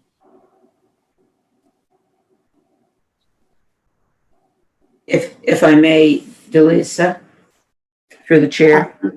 Yes. Please state your name and relationship to the applicant. Cheryl Gould, and I have a representation of the trust that is the current owner of the property, not the developer, but the trust. The discussion about the conservation restriction on that private lot 15 was that it would be a typical conservation restriction that does restrict it for preservation for either agricultural or forestry. And so there is language in the typical CR that's sort of dictated by the state and states what you can do and where you can clear and where you can't and what sensitive areas you're protecting. Thank you. Yeah. So I guess I have a couple of questions on the private CR and for those who've had some more experience on this, please let me know your comments. But so a private CR is possible because we've done this on other properties. That's correct. Okay. Well, and for many of my members, planning board members. Yeah, can I weigh in on that real quick? Yeah. So we did it, the first open space plan we did for the Gray Farm, we left the barn and the fields as private ownership, and we had, correct me if I'm wrong, Maren, you were on at the time. And then we had the fields as conservation. So the barn and the fields were left to the developer to maintain, but the town, the residents can use it, can walk through the fields, but the developer at that time wanted to be able to make sure that the barn was preserved and that out of his own expense, he has kept the barn up for these 20, 25 years and mows the field. It's private, but it's available to anybody in the town who wants to. They have access to it. Is that how you remember how we left Gray Farm, Maren? But yes, it had the open space parcel wrapped around the outside, and then the conservation restriction on the large lot that includes the barn. And it's actually still owned by the developer. Yeah. Okay, so thank you, Mark. So then a question about that. So that's possible. So then is it possible to have a residence on that parcel? Yes, but the residence is not in the CR. The residence portion of the lot is separate. So if you go to, if I change this plan, okay, is that shared? Am I sharing? Sharing. Do you see that plan now? No, not yet. There. Okay. Okay, there it is. Okay, so lot 15 comes off the end of Alfred Trail. It comes up and wraps around lot 16, comes out, and then it goes up in the back and the other side off of Alfred Trail and up. This area over here and up and beyond is a conservation restriction. This area down here is a conservation restriction, parcel area B and area A. This portion here is upland area where the house would be located and the yard would be at, and et cetera, et cetera. So it's not within the conservation restriction, but it's on the same land, and the lines and the areas are clearly defined. And per the requirements of the CRs, you have to bound the property. So there would be indicators as to, where the CR begins and ends for all parties necessary.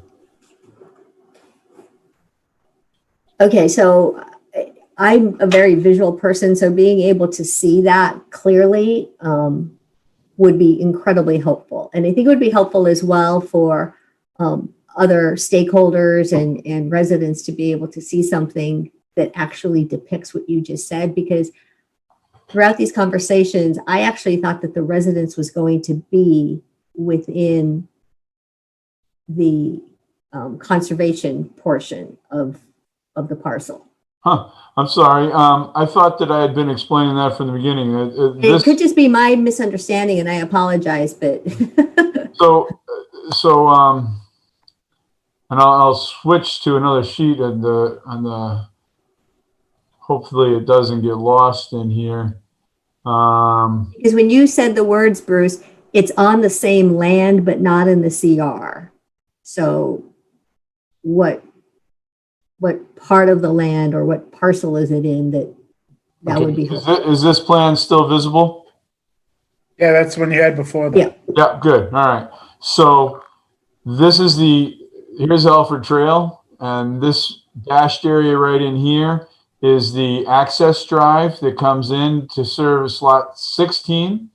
Lot 16 is just this piece right here, and it has this drainage easement because the wetland that crosses through, so you always have to have an easement for that. And then lot 15, buildable portion and unrestricted portion is just this area right here. And the area that's stippled and this dash line that goes through is the beginning of the restriction area, area A, and up here in this other window is the whole back of that at a reduced scale because it's very large. It goes on up. And then over here on the northern portion of the site is another area that's restricted. And those are the only portions, those are the, let me see here, I have number for you. Those are the portions of the lot that are restricted, which is about 16 acres.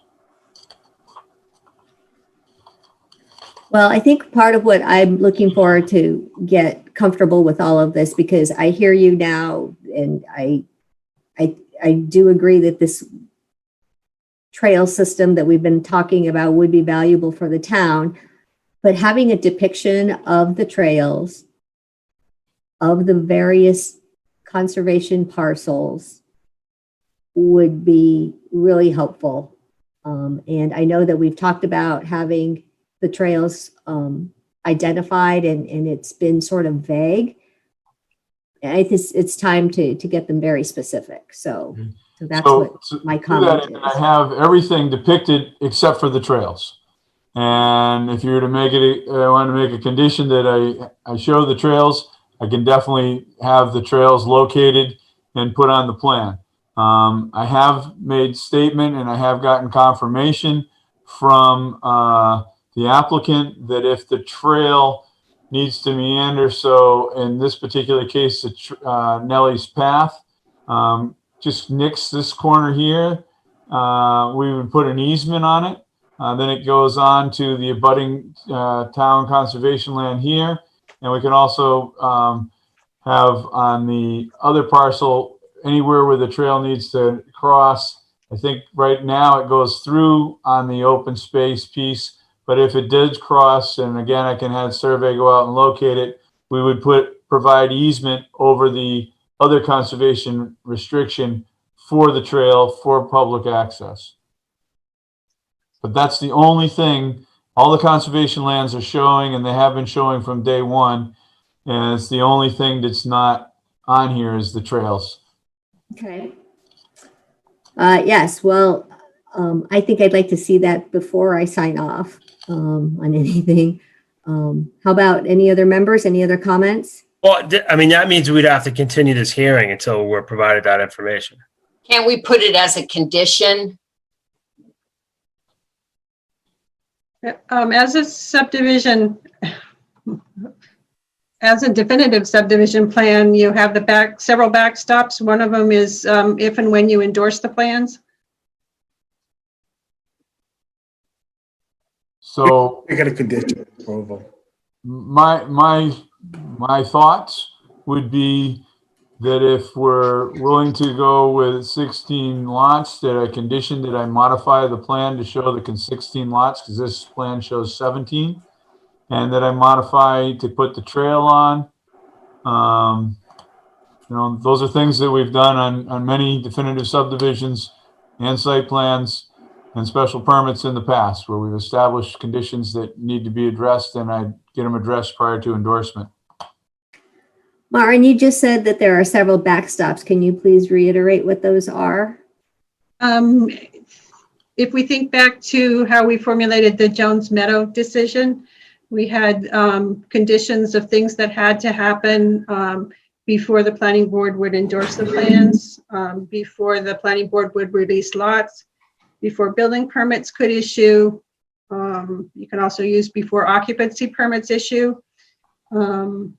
So the gated process that we created. Correct. Okay. Okay. All right. Does anyone else have any comments on this particular decision item? You do have an attendee who has their hand raised, Ms. Chair. Thank you. Yes, if you could please identify who that is. And It'll be Amy Green. okay, terrific. Hi. Go ahead, Amy. Good evening. I'm not sure if I have a lot to add. I just had some bits and pieces on, especially on the conservation restriction. The state does have a general format or boilerplate.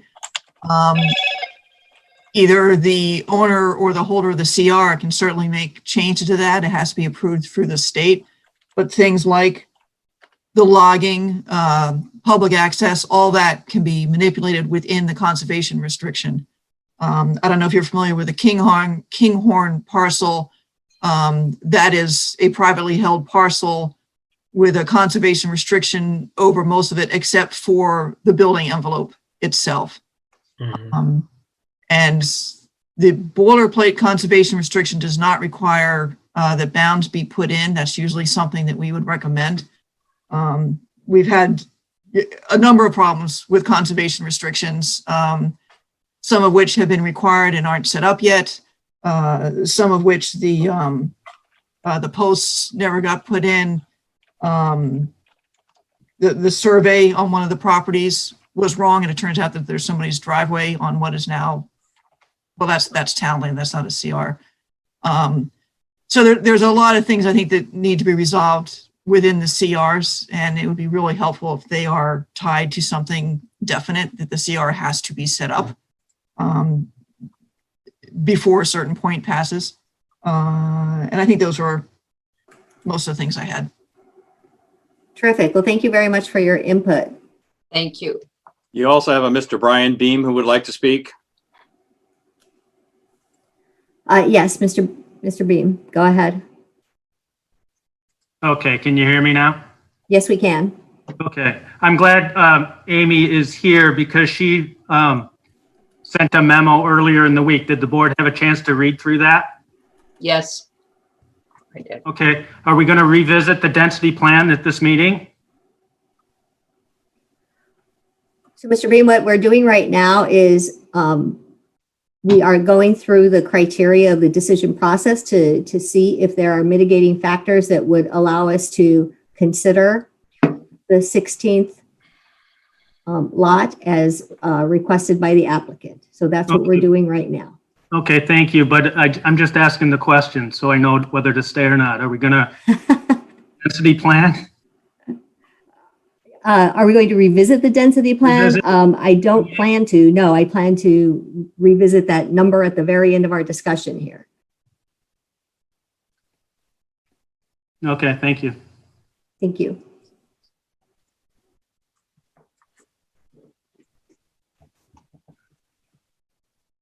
So before we move off here, is there specific language, Maren, that you need to be able to determine that that draft condition, or are you good? I'm good, thank you. Okay. All right, so moving on, when we talk about item C in the decision that we can approve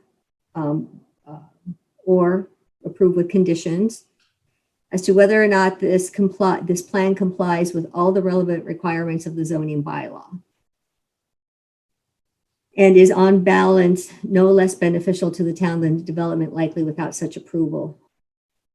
So members, where do you think this application stands in meeting the relevant requirements of the zoning bylaw? My sense is that we had the peer review identify all the outstanding items in the definitive back in December, and we had identified conditions on that. So I would recommend that we have Maren write those up as well for our review. What do others think? I agree. I agree. I agree, that's fine, and I think on merit, I think we've all agreed that it's better for the open space than it is for the conventional. So we Yes, demonstrated that. I agree. Yes. Okay. So then as we keep going into the decision, preservation of natural resources, especially in relatively large contiguous spaces. Mr. Ringwald addressed that earlier. Well, I think there's an open question now on the language in the conservation restriction that should be created, and that we should review it and agree that it satisfies that requirement. Is that not what we were hearing before? Why don't we let Myron and Bruce work it out and send it to town council and make sure they're all happy with it? How's that? That's beautiful. Yeah, I'd like to loop conservation coordinator into the discussion as well. That's when fine, we too. do that. Yeah. I'm sorry, Marion, I didn't catch that. Who did you say you're going to include in that? Amy Green. Oh, thank you. Thank you. Collaboration, I love it. All right, item number 2, or sub 2, C2, protection of visual character by having open spaces which are visible from major roads. So the visual space between the town-owned land and Mr. Oborski's property is being maintained for visual character from Harwood Avenue. Correct.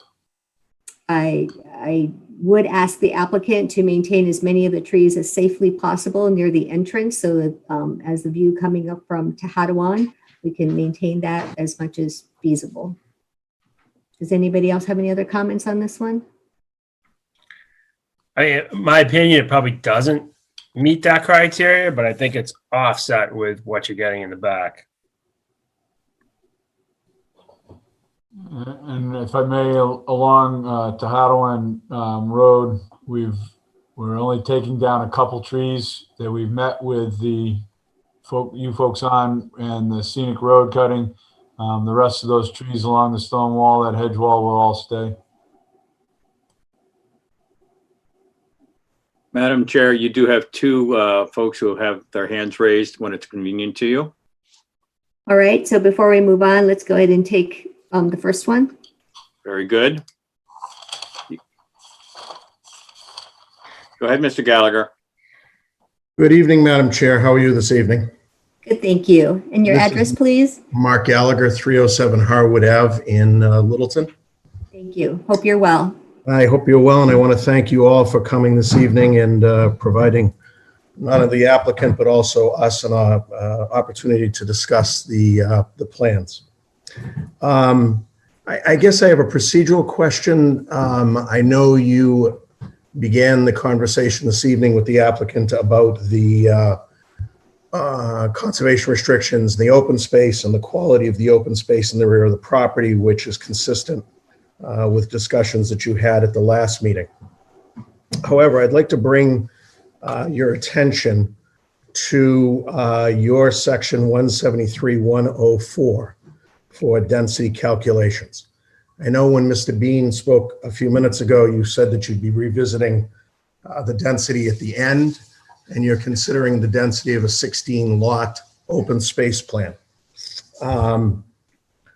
173-104, as you probably all are very well aware, requires certain requirements of the applicant to prove that he has the underlying density in order to consider the density of the open space plan. This past week, just monitoring the website, Amy Green submitted to you a review of the density plan, which I believe was based upon the request at the last meeting by Madam Chair on specifically on lot 6. And then to the extent that she reviewed the rest of the lots that are in the subdivision, she left a lot of detailed comments that seem to be very apropos in determining whether the applicant would get 17 lots, 16 lots, 15 lots, whatever the number is at the end of the day. Secondly, section 173-104, the density calculation requires certain evidence of underlying soil testing.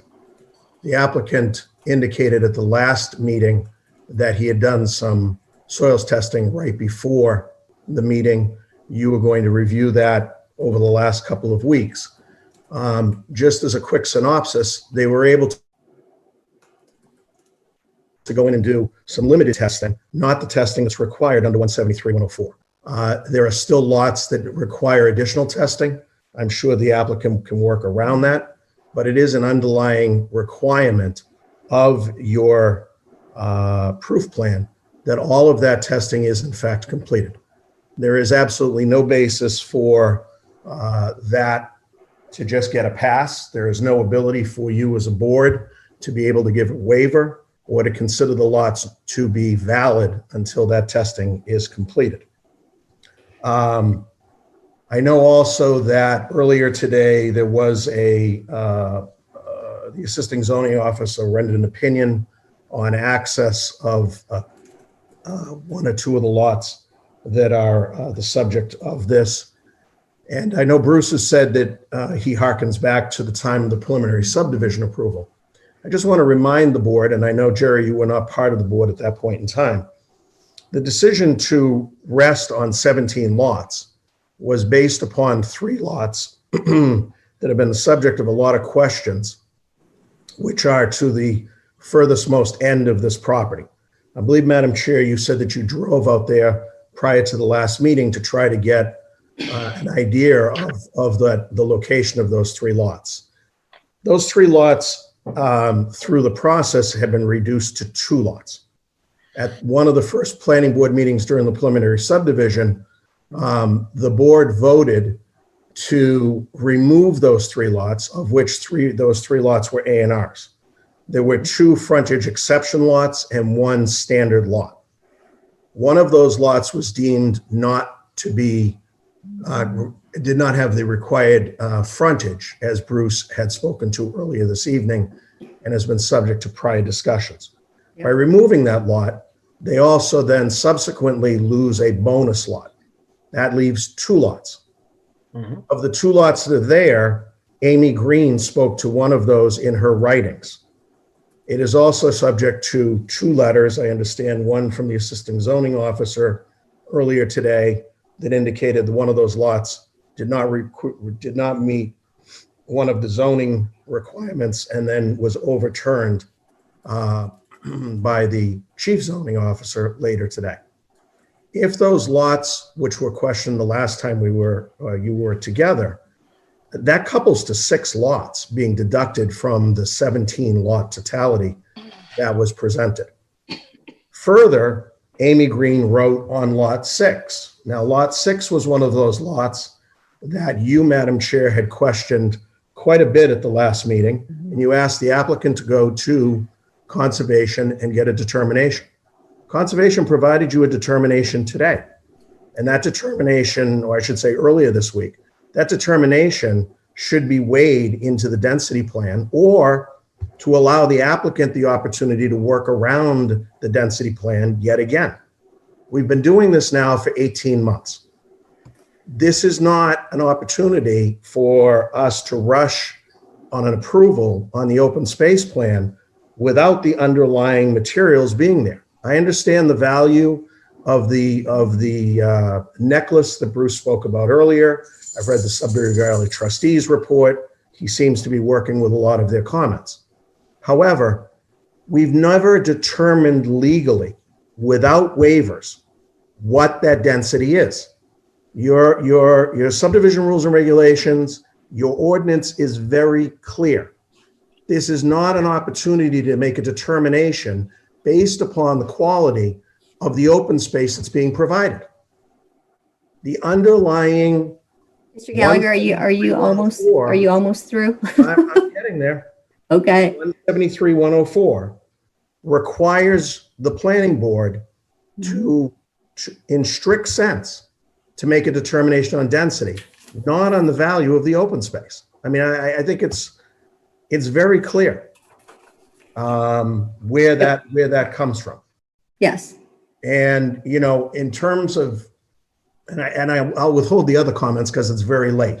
Yeah. But I cannot see how we can be moving after 18 months of discussion towards what appears to be a conditional approval on this property when you do not even have the plan in front of you, which the applicant is trying to permit. And you have no concrete evidence that the lots that have been presented meet the criteria 173 or 104. Never mind advancing this to starting to look at the criteria of an approval for an open space plan. I just think we're rushing this. I think the applicant has more work. I think that Amy Green did the job you asked her to do. and you have to refer to that information, the testing, and the others. I'm sure that Bruce can work around it, but there has to be a basis for this decision-making, and we can't be looking at a conditional approval without having all of those things. Thank you. Mr. Ringwell, thank you. So if I may please, before you get off, I'm not going address anywhere. that I was getting to that, to those points, because as I go through the decision under C4 and C7, that's where the perk testing and the Conservation Commission Okay. input. I apologize. It just into sounded play. like when No, you no, answered- I appreciate it. I just want to let you know that I am getting to it. Yeah, when you answered for Mr. Bean, he said, I don't know if I should get off the call because you're not going to revisit this. And that's the only reason I put up my hand, because I really Got it. wanted to stay pretty quiet tonight, but I just think there has to be some real basis for the decision-making, and Yeah, we support the development of the property, just logically support the development. And logically is what I'm trying to do is to go through where we are with respect to the decision. And Okay. that's where the points that you have made are very, very good. And those points are actually coming up here momentarily. So if you want to hang tight and see if Well, I have about another 12 points, but I really don't want to. Okay. I don't well, want to good. confuse this. Save those. Save That's all them. I'm saying. I just don't think tonight's the night to give a conditional approval. That's all. Okay. Thank you. Thank you. Madam Chair, you have two more. Okay, so folks, let's try to make it brief, and please do not reiterate anything that has already been said. Thank you. So who's our next? Ms. Baker? Go ahead, Ms. Baker. Ms. Baker, your let's name and address? Hang on, she has remuted herself. Anna, do you think it makes sense to save the questions until the end?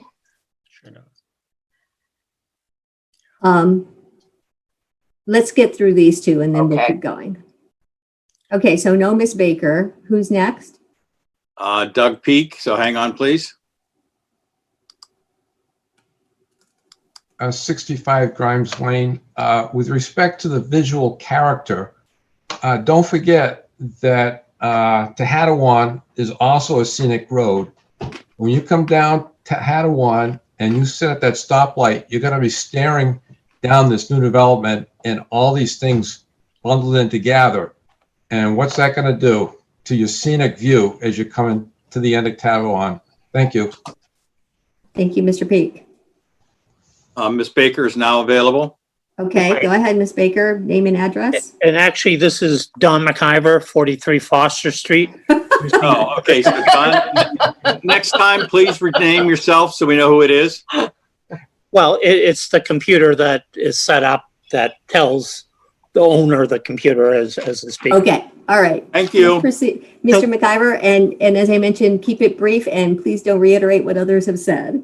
Sure. I mean, if you look at the letter that I submitted, I speak as someone that's been dealing with conservation restrictions for 20, 30 years. And I mentioned that you should have all the details before you sign off because you do not know what you are getting. And if it's all good, then what's the matter with providing the details? You have no agreement yet as to who is going to hold the conservation restriction. There've been discussions, but it depends upon the terms and conditions. As far as a private landowner group, they're not really geared for the long-term conservation value. The state looks at who has the capacity, knowledge, know-how, et cetera, to hold a CR. So, that may not happen. I can cite examples in town with open space development where no conservation group was willing to hold the landmass because it was problematic. I can also cite places where no one was able to be the grantee, the CR grantee. You mentioned about Gray Farm going back 30 years ago. That is not complete. We're still waiting for the last lot to be sold there to turn over some public land. When you sign off something conditionally, There's no incentive to complete anything. And often things are given to the wrong people. And then it's expensive to return it, including some of the parties involved with this transaction. So I think you really need to know the details first before you can evaluate what's out there. And that's only fair to the butters and to the people in the town. We also like the general concept of the open space development plan, but you need to know the details first. That's the main message I'm giving. Thank you, Mr. McIver. Thank you very much for raising your hand. Okay, so I'm going to continue down this process because I do believe that it will help address some of the points that were raised by Mr. Gallagher. Item number 3 talks about reduction in length of publicly maintained roads and utilities per dwelling unit served. So members, your thoughts on that? It meets the criteria. Yep, meets it. Yep. Okay, and then item number 4, which is location of development on sites best suited for such and avoiding environmentally fragile locations. So this, I think, goes to the point about the recent information that was submitted. I have not had an opportunity to fully review all of that and process it myself because of the timing of it. So I know that I need more time. Yeah, and can we agree to continue this hearing until June? There's just too much here to go over and settle on tonight, and it's already 10 o'clock. Yeah. I would like to do that too. I mean. Okay, so happy to do that. And as I said, in continuing on, what I was going to address is the next 3 things. Could I quickly just go through those, Jerry and Delisa? Sure. Okay, so under item number 4, the location of development on sites best suited for such and avoiding environmentally fragile locations. Well, that goes to the perk testing that we requested, which has not been done, as I understand it, due to weather conditions and the land not being able to do that. Number 5, protection of major street appearance. So that's a discussion about the proposed traffic diamond triangle that has been discussed with the neighbors. Contribution to meeting housing need. We have $356,000 in fees in lieu of, and it was presented to us, but we haven't had a chance to talk about it. And then, let's see. Yes, number 7, potential sources of contamination. Sorry, I probably had something wrong on the other one. That's where the Board of Health comes into play, perk testing, etc. So as you can see, why I wanted to go through this is to identify that we have some information, we feel comfortable in certain areas, but there is still a lot of doubt. So going back to the beginning about the discussion as to the number of lots, I don't think that we're there yet to be able to voice an opinion on that based on all of these other items that still could help provide greater information. So with that, I heard a request to continue, and then I believe we also have to have a request from the applicant to extend this, if that's correct.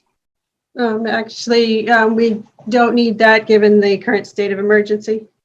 Okay. Yeah. All right. So, members, so we will continue this then till the June 4th meeting. Yep. So what time would you like that? What time was the previous one scheduled for? 6:30, 6:45. 6:45. How early would you like to start, members? So we go right after the first one.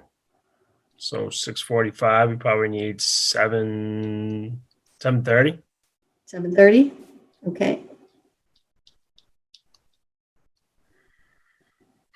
So I have a motion for continuing Healy Corner to Thursday, June 4th, 7:30 PM. Yeah, I'll make the motion. Yep. Second. Okay, thank you. Votes, Ms. Laterzo, Yes. Mr. Montanari, Yes. Mr. Portante, Yes. Anna Houston, yes. All right, folks. So, thank you, everyone, for your continued work on this. We have a lot more information than we did 2 weeks ago, even. So imagine what we can do in another 30 days. It's not. All right, everyone, stay safe, stay healthy. Look forward to seeing everybody June 4th. Thank you. Thank you for your time. Night. For Are pulling you gonna the guys. adjourn? Oh, wait, we actually have to vote to adjourn. Yeah. Do everybody get off? We're ready to go to bed and get up for our real jobs tomorrow. Yes. Okay, so do I have a motion to adjourn? Somebody? How much we adjourn? I'll I'll second. second it. Okay, we need to vote. Ms. Laterzo, Yes. Mr. Montanari, We. Mr. Portante, It's already off. already out of here. Mr. Yates, Anna Houston, yes. All right, thank you, everyone. Good night. Good night. Thank you.